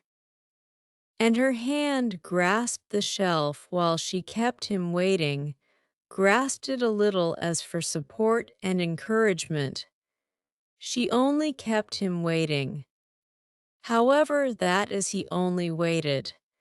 It had become suddenly, from her movement and attitude, beautiful and vivid to him that she had something more to give him. Her wasted face, delicately shone with it, glittered almost as with the white luster of silver in her expression. She was right, incontestably, for what he saw in her face was the truth, and strangely, without consequence, while their talk of it as dreadful was still in the air, she appeared to present it as inordinately soft. This, prompting bewilderment, made him but gape the more gratefully for her revelation, so that they continued for some minutes silent, her face shining at him, her contact imponderably pressing, and his stare all kind but all expectant. The end, none the less, was that what he had expected failed to come to him. Something else took place instead, which seemed to consist at first in the mere closing of her eyes. She gave way at the same instant to a slow, fine shudder. And though he remained staring, he stared in fact, but the harder turned off and regained her chair. It was the end of what she had been intending, but it left him thinking only of that. Well, you don't say. She had touched in her passage a bell near the chimney and had sunk back strangely pale. I'm afraid I'm too ill to tell me. It sprang up sharp to him, and almost to his lips, the fear she might die without giving him light. He checked himself in time from so expressing his question, but she answered as if she had heard the words. Don't you know now? Now she had spoken as if some difference had been made within the moment, but her maid, quickly obedient to her bell, was already with them. I know nothing. And he was afterwards to say to himself that he must have spoken with odious impatience, such an impatience as to show that, supremely disconcerted, he washed his hands of the whole question. "Oh," said May Bartram, "are you in pain?" he asked as the woman went to her. "No," said May Bartram. Her maid, who had put an arm round her, as if to take her to her room, fixed on him eyes that appealingly contradicted her. In spite of which, however, he showed once more his mystification. What then has happened? She was once more, with her companion's help, on her feet, and feeling withdrawal imposed on him. He had blankly found his hat and gloves and had reached the door, yet he waited for her answer. What was to, she said. Chapter V. He came back the next day, but she was then unable to see him, and as it was literally the first time this had occurred in the long stretch of their acquaintance, he turned away, defeated and sore. Almost angry, or feeling at least that such a break in their custom was really the beginning of the end, and wandered alone with his thoughts, especially with the one he was least able to keep down. She was dying and he would lose her. She was dying and his life would end. He stopped in the park, into which he had passed, and stared before him at his recurrent doubt. Away from her the doubt pressed again. In her presence he had believed her, but as he felt his forlornness, he threw himself into the explanation that, nearest at hand, had most of a miserable warmth for him and least of a cold torment. She had deceived him to save him, to put him off with something in which he should be able to rest. What could the thing that was to happen to him be, after all, but just this thing that had began to happen? Her dying, her death, his consequent solitude, that was what he had figured as the beast in the jungle. That was what had been in the lap of the gods. He had had her word for it. As he left her, what else on earth could she have meant? It wasn't a thing of a monstrous order, not a fate rare and distinguished, not a stroke of fortune that overwhelmed and immortalized. It had only the stamp of the common doom. But poor Marcher at this hour judged the common doom sufficient. It would serve his turn. And even as the consummation of infinite waiting, he would bend his pride to accept it. He sat down on a bench in the twilight. He hadn't been a fool. Something had been, as she had said, to come.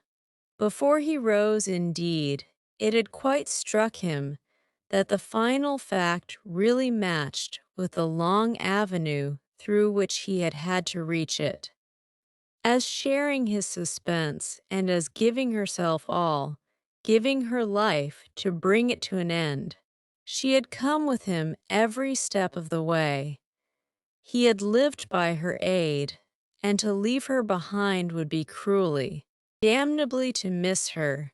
What could be more overwhelming than that? Well, he was to know within the week.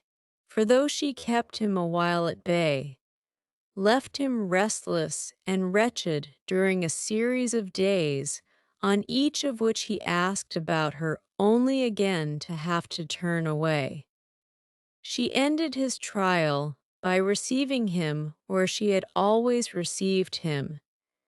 Yet she had been brought out at some hazard into the presence of so many of the things that were, consciously, vainly, half their past, and there was scant service left in the gentleness of her mere desire.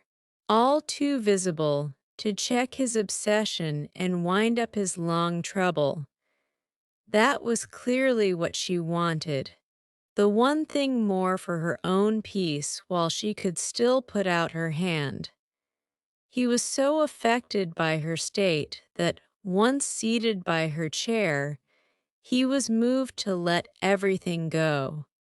It was she herself, therefore, who brought him back, took up again, before she dismissed him, her last word of the other time. She showed how she wished to leave their business in order. "I'm not sure you understood. You've nothing to wait for more. It has come." Oh, how he looked at her. Really, really, the thing that, as you said, was the thing that we began in our youth to watch for. Face to face with her once more he believed her. It was a claim to which he had so abjectly little to oppose. "You mean that it has come as a positive, definite occurrence, with a name and a date?" "Positive, definite. I don't know about the name, but oh, with a date." He found himself again, too helplessly at sea. "But come in the night come and passed me by." May Bartram had her strange, faint smile. "Oh no, it hasn't passed you by. But if I haven't been aware of it, and it hasn't touched me." "Ah, you're not being aware of it." And she seemed to hesitate an instant to deal with this. Your not being aware of it is the strangeness in the strangeness. It's the wonder of the wonder. She spoke as with the softness almost of a sick child, yet now at last, at the end of all, with the perfect straightness of a sibyl. She visibly knew that she knew, and the effect on him was of something coordinate. In its high character, with the law that had ruled him, it was the true voice of the law, so on her lips would the law itself have sounded. "It has touched you," she went on. "It has done its office, it has made you all its own, so utterly without my knowing it. So utterly without your knowing it." His hand, as he leaned to her, was on the arm of her chair, and, dimly smiling always now, she placed her own on it. "It's enough if I know it." Oh, he confusedly breathed, as she herself of late so often had done. "What I long ago said is true. You'll never know now, and I think you ought to be content." "You've had it," said May Bartram. "But had what?" "Why, what was to have marked you out? The proof of your law. It has acted. I'm too glad," she then bravely added, "to have been able to see what it's not." He continued to attach his eyes to her, and with the sense that it was all beyond him, and that she was too. He would still have sharply challenged her hadn't he so felt it an abuse of her weakness to do more than take devoutly what she gave him, take it hushed, as to a revelation. If he did speak, it was out of the foreknowledge of his loneliness to come. "If you're glad of what it's not, it might then have been worse." She turned her eyes away, she looked straight before her, with which after a moment, "Well, you know our fears."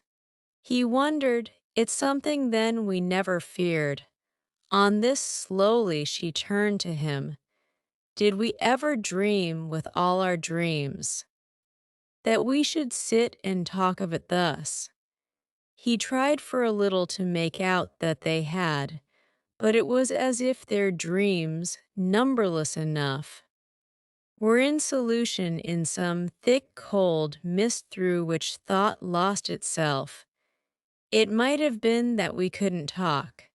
Well, she did her best for him, not from this side. This, you see, she said, is the other side. I think, poor Marcher returned, that all sides are the same to me.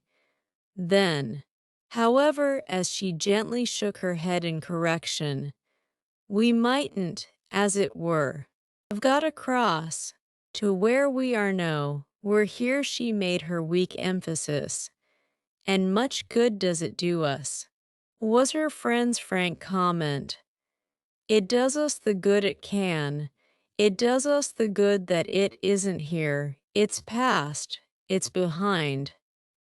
Said May Bartram, before, but her voice dropped. He had got up not to tire her, but it was hard to combat his yearning. She after all told him nothing, but that his light had failed, which he knew well enough without her. Before, he blankly echoed. Before, you see, it was always to come. That kept it present. Oh, I don't care what comes now. Besides, Marcher added, it seems to me I liked it better present. As you say, then I can like it absent with your absence.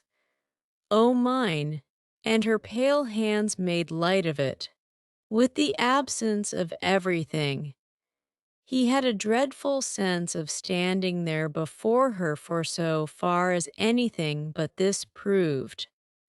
This bottomless drop was concerned the last time of their life. It rested on him with a weight he felt he could scarce bear. And this weight it apparently was that still pressed out what remained in him of speakable protest. I believe you. But I can't begin to pretend I understand. Nothing for me is past. Nothing will pass till I pass myself, which I pray my stars may be as soon as possible. Say, however, he added, that I've eaten my cake as you contend. To the last crumb, how can the thing I've never felt at all be the thing I was marked out to feel? She met him perhaps less directly, but she met him unperturbed. You take your feelings for granted. You were to suffer your fate. That was not necessarily to know it. How in the world when what is such knowledge but suffering? She looked up at him a while in silence. No, you don't understand. I suffer, said John Marcher. Don't, how can I help at least that? Don't, May Bartram repeated. She spoke it in a tone so special, in spite of her weakness, that he stared an instant, stared as if some light, hitherto hidden, had shimmered across his vision. Darkness again closed over it, but the gleam had already become for him an idea. Because I haven't the right. Don't know when you needn't, she mercifully urged. You needn't, for we shouldn't. Shouldn't. If he could but know what she meant. No, it's too much. Too much. He still asked, but with a mystification that was the next moment of a sudden to give way. Her words, if they meant something, affected him in this light, the light also of her wasted face, as meaning all. And the sense of what knowledge had been for herself came over him with a rush which broke through into a question. Is it of that then you're dying? She but watched him gravely at first, as to see with this where he was. And she might have seen something or feared something that moved her sympathy. I would live for you still if I could. Her eyes closed for a little. As if withdrawn into herself, she were for a last time trying. But I can't, she said as she raised them again to take leave of him. She couldn't indeed, as but too promptly and sharply appeared. and he had no vision of her after this that was anything but darkness and doom. They had parted forever in that strange talk. Access to her chamber of pain, rigidly guarded, was almost wholly forbidden him. He was feeling now, moreover, in the face of doctors, nurses, the 2 or 3 relatives attracted doubtless by the presumption of what she had to leave. How few were the rights, as they were called in such cases, that he had to put forward, and how odd it might even seem that their intimacy shouldn't have given him more of them. The stupidest fourth cousin had more, even though she had been nothing in such a person's life. She had been a feature of features in HIS. For what else was it to have been so indispensable? Strange beyond saying were the ways of existence, baffling for him the anomaly of his lack, as he felt it to be, of producible claim.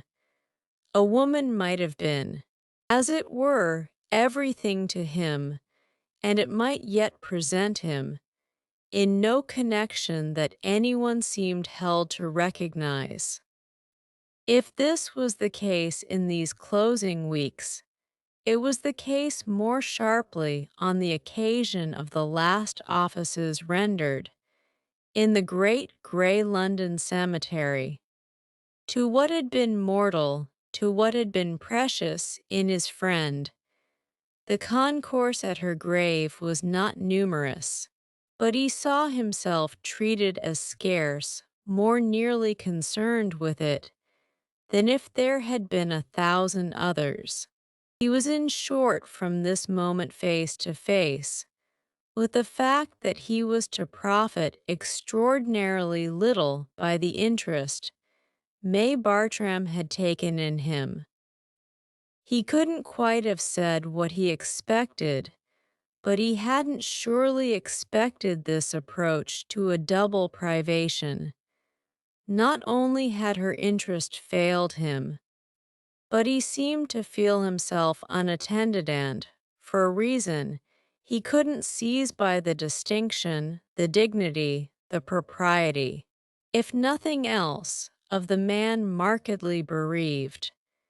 It was as if, in the view of society, he had not been markedly bereaved, as if there still failed some sign or proof of it, and as if none the less his character could never be affirmed, nor the deficiency ever made up. There were moments as the weeks went by when he would have liked, by some almost aggressive act, to take his stand on the intimacy of his loss, in order that it might be questioned, and his retort, to the relief of his spirit, so recorded. But the moments of an irritation more helpless followed fast on these, the moments during which, turning things over with a good conscience but with a bare horizon, he found himself wondering if he oughtn't to have begun, so to speak, further back.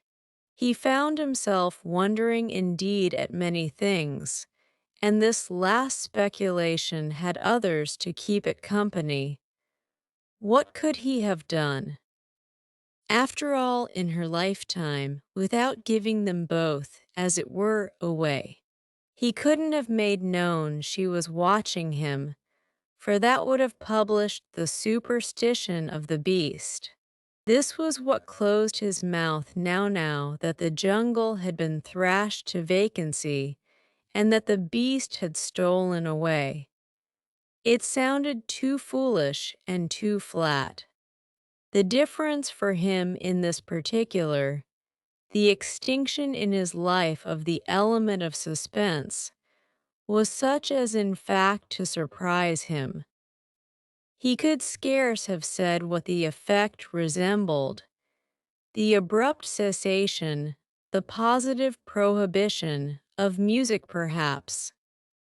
more than anything else, in some place all adjusted and all accustomed to sonority and to attention. If he could at any rate have conceived lifting the veil from his image at some moment of the past, what had he done, after all? If not lift it to her, so to do this today, to talk to people at large of the jungle cleared and confide to them that he now felt it as safe, would have been not only to see them listen as to a good wife's tale, but really to hear himself tell one. What it presently came to in truth was that poor Marcher waded through his beaten grass, where no life stirred, where no breath sounded, where no evil eye seemed to gleam from a possible lair, very much as if vaguely looking for the beast, and still more as if acutely missing it. He walked about in an existence that had grown strangely more spacious, and, stopping fitfully in places where the undergrowth of life struck him as closer, asked himself yearningly, wondered secretly and sorely, if it would have lurked here or there, it would have at all events sprung. What was at least complete was his belief in the truth itself of the assurance given him. The change from his old sense to his new was absolute and final. What was to happen had so absolutely and finally happened that he was as little able to know a fear for his future as to know a hope. So absent, in short, was any question of anything still to come.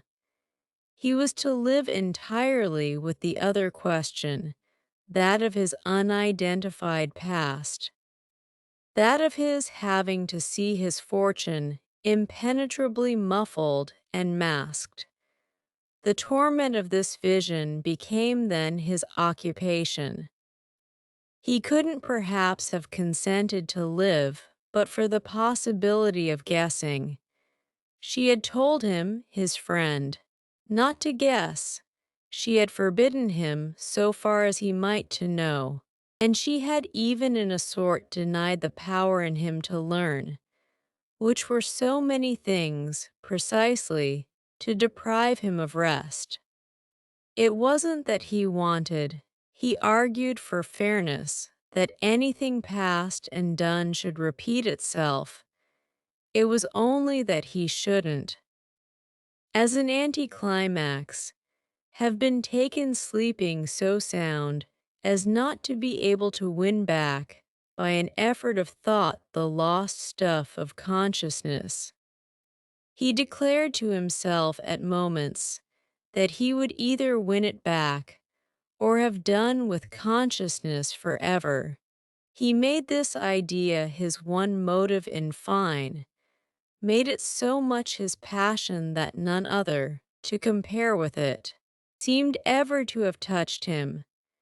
The lost stuff of consciousness became thus for him as a strayed or stolen child to an unappeasable father.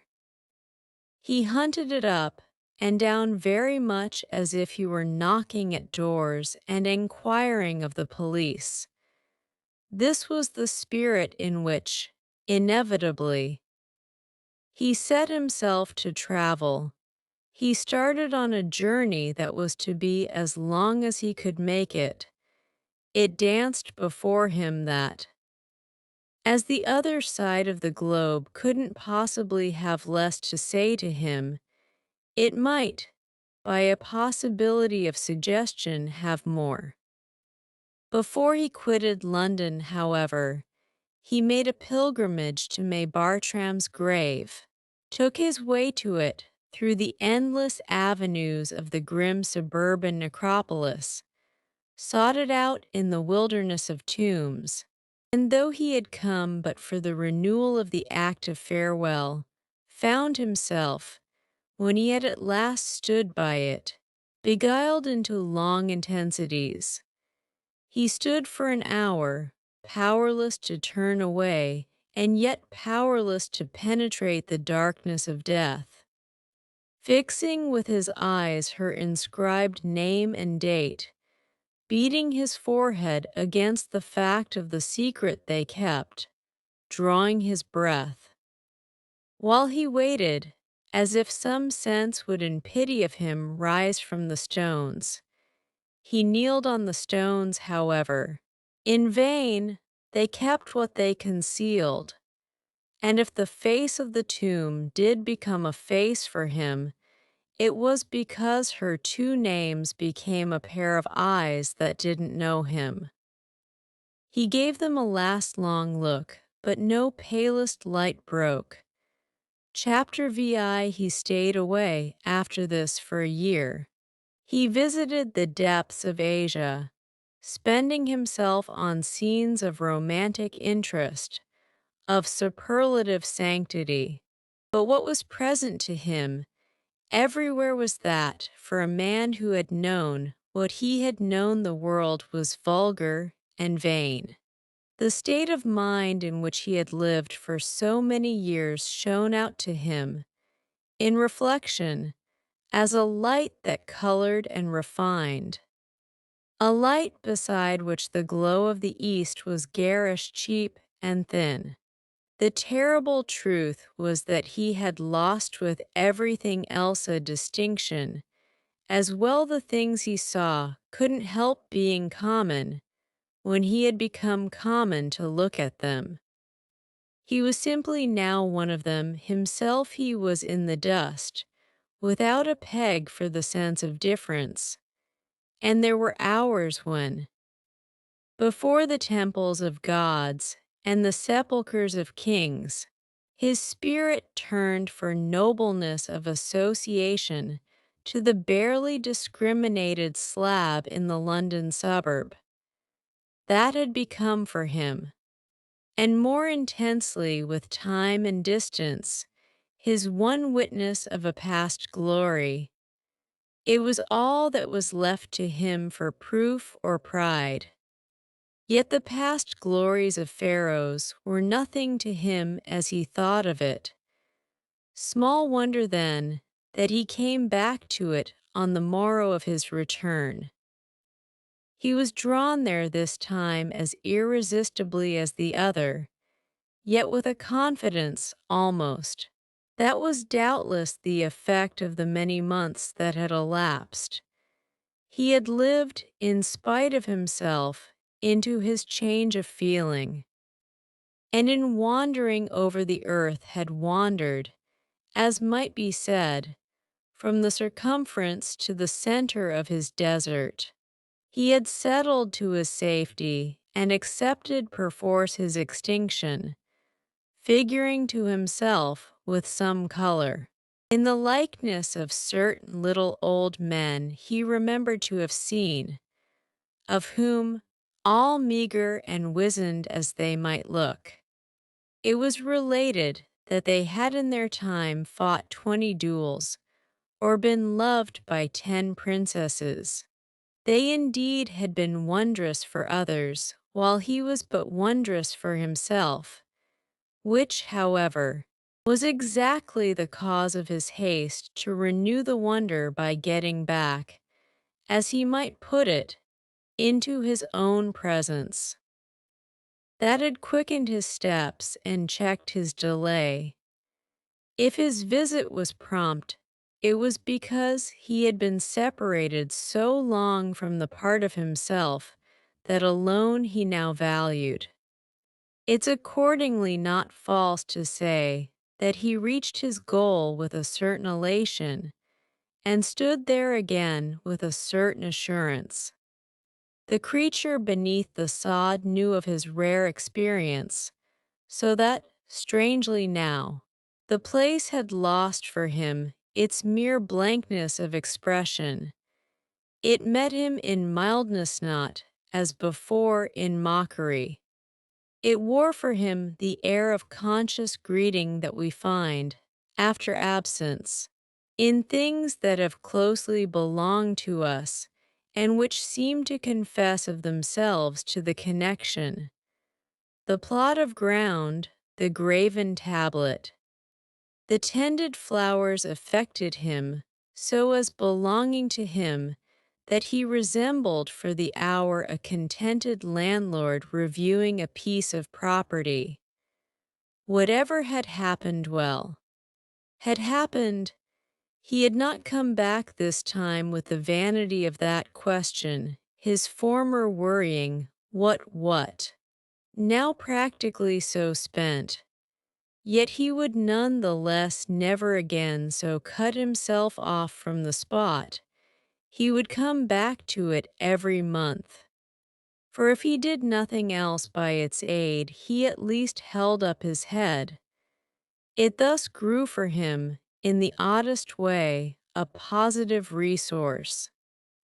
He carried out his idea of periodical returns, which took their place at last among the most inveterate of his habits.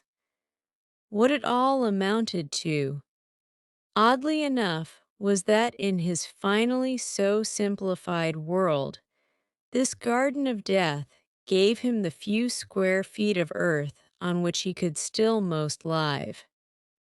It was as if, being nothing anywhere else for anyone, nothing even for himself, he were just everything here. And if not for a crowd of witnesses, or indeed for any witness but John Marcher, then by clear right of the register that he could scan like an open page.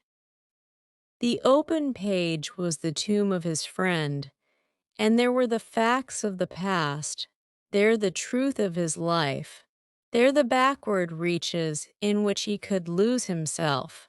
He did this from time to time with such effect that he seemed to wander through the old years with his hand in the arm of a companion who was, in the most extraordinary manner, his younger self, and to wander, which was more extraordinary yet, round and round a third presence not wandering she, but stationary still, whose eyes, turning with his revolution, never ceased to follow him, and whose seat was his point, so to speak, of orientation.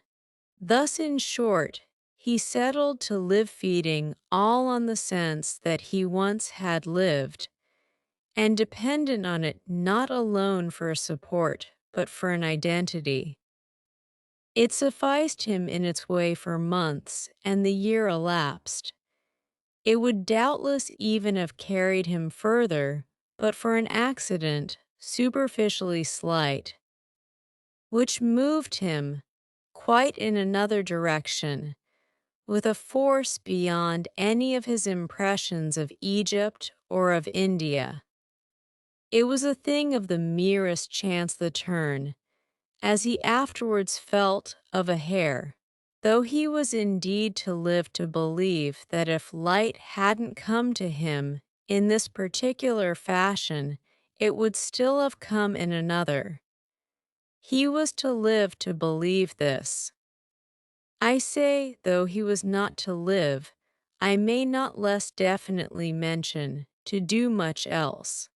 We allow him at any rate the benefit of the conviction, struggling up for him at the end, that, whatever might have happened or not happened, he would have come round of himself to the light. The incident of an autumn day had put the match to the train laid from of old by his misery. With the light before him, he knew that even of late his ache had only been smothered. It was strangely drugged, but it throbbed. At the touch it began to bleed, and the touch in the event was the face of a fellow mortal.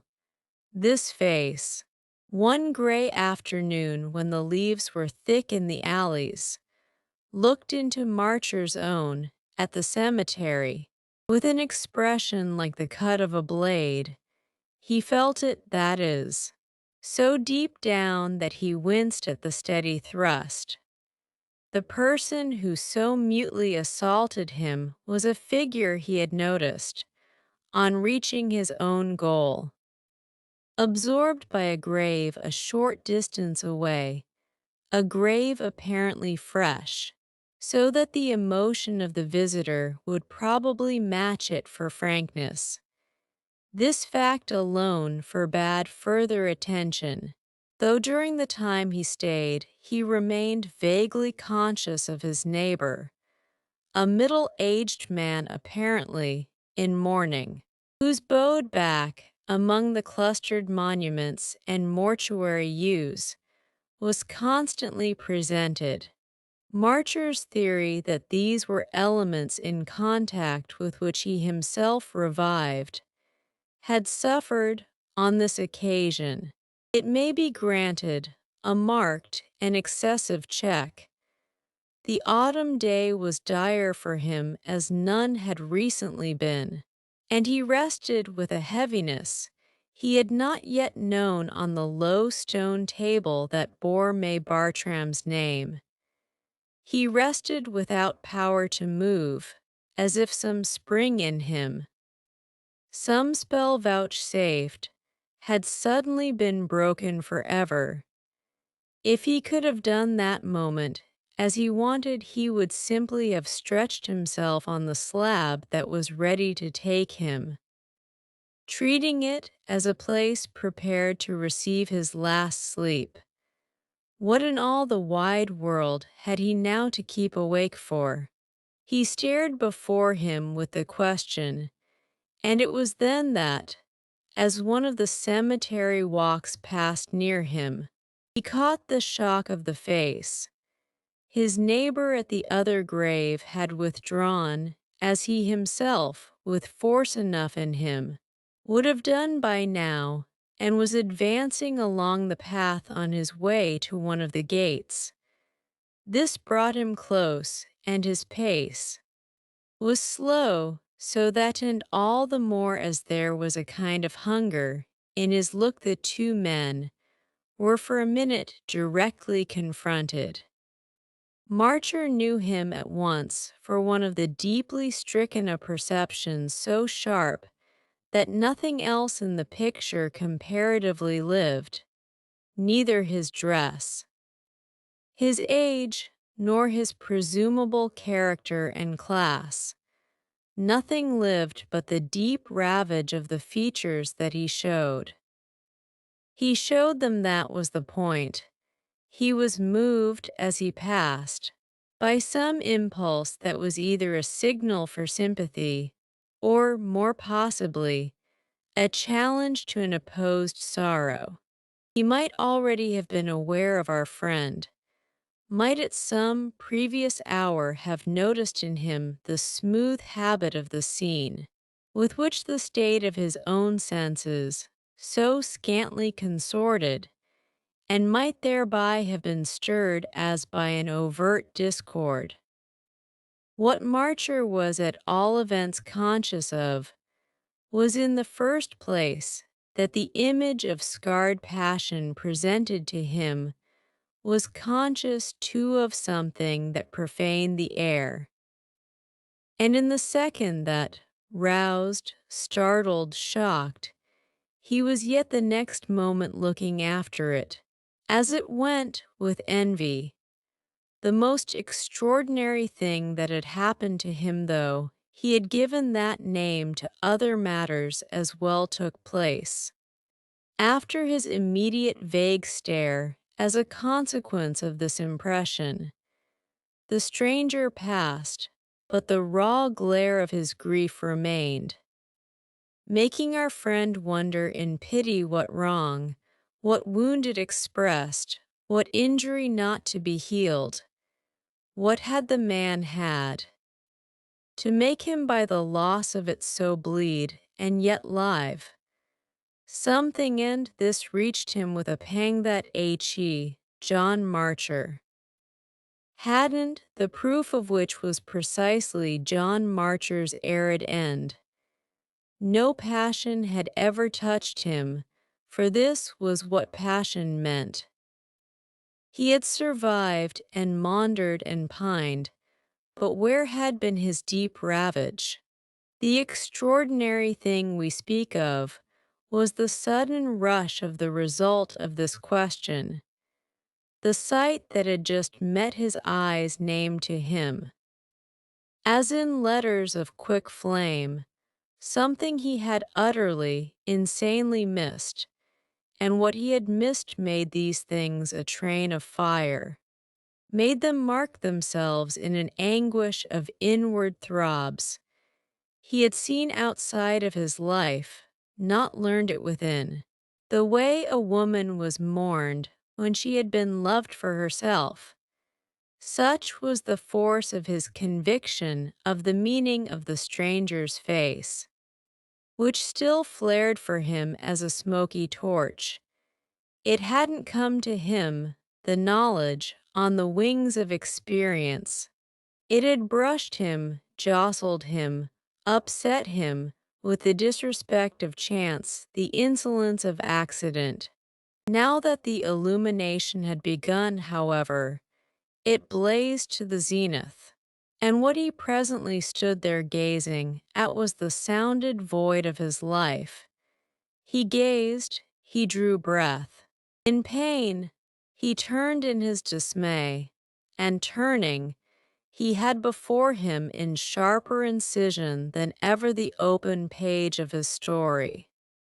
The name on the table smote him as the passage of his neighbor had done, and what it said to him, full in the face, was that she was what he had missed. This was the awful thought, the answer to all the past, the vision at the dread clearness of which he turned as cold as the stone beneath him. Everything fell together, confessed, explained, overwhelmed, leaving him most of all stupefied at the blindness he had cherished. The fate he had been marked for he had met, with a vengeance he had emptied the cup to the lees. He had been the man of his time, the man to whom nothing on earth was to have happened. That was the rare stroke that was his visitation. So he saw it, as we say, in pale horror, while the pieces fitted and fitted. So she had seen it while he didn't. And so she served at this hour to drive the truth home. It was the truth, vivid and monstrous, that all the while he had waited the wait was itself his portion. This the companion of his vigil had at a given moment made out, and she had then offered him the chance to baffle his doom. One's doom, however, was never baffled, and on the day she told him his own had come down, she had seen him but stupidly stare at the escape she offered him. The escape would have been to love her. Then he would have lived. She had lived who could say now with what passion, since she had loved him for himself, whereas he had never thought of her. Ah, how it hugely glared at him. But in the chill of his egotism and the light of her use, her spoken words came back to him the chain stretched and stretched. The beast had lurked indeed, and the beast at its hour had sprung. It had sprung in that twilight of the cold April, when pale, ill, wasted, but all beautiful, and perhaps even then recoverable, she had risen from her chair to stand before him and let him imaginably guess. It had sprung as he didn't guess. It had sprung as she hopelessly turned from him, and the mark, by the time he left her, had fallen where it was to fall. He had justified his fear and achieved his fate. He had failed with the last exactitude of all he was to fail of, and a moan now rose to his lips as he remembered she had prayed he mightn't know. This horror of waking this was knowledge, knowledge under the breath of which the very tears in his eyes seemed to freeze. Through them, nonetheless, he tried to fix it and hold it. He kept it there before him so that he might feel the pain. That at least, belated and bitter, had something of the taste of life. But the bitterness suddenly sickened him, and it was as if, horribly he saw, in the truth, in the cruelty of his image, what had been appointed and done. He saw the jungle of his life and saw the lurking beast. Then, while he looked, perceived it, as by a stir of the air, rise, huge and hideous, for the leap that was to settle him. His eyes darkened, it was close, and instinctively turning in his hallucination to avoid it, he flung himself face down on the tomb, the end.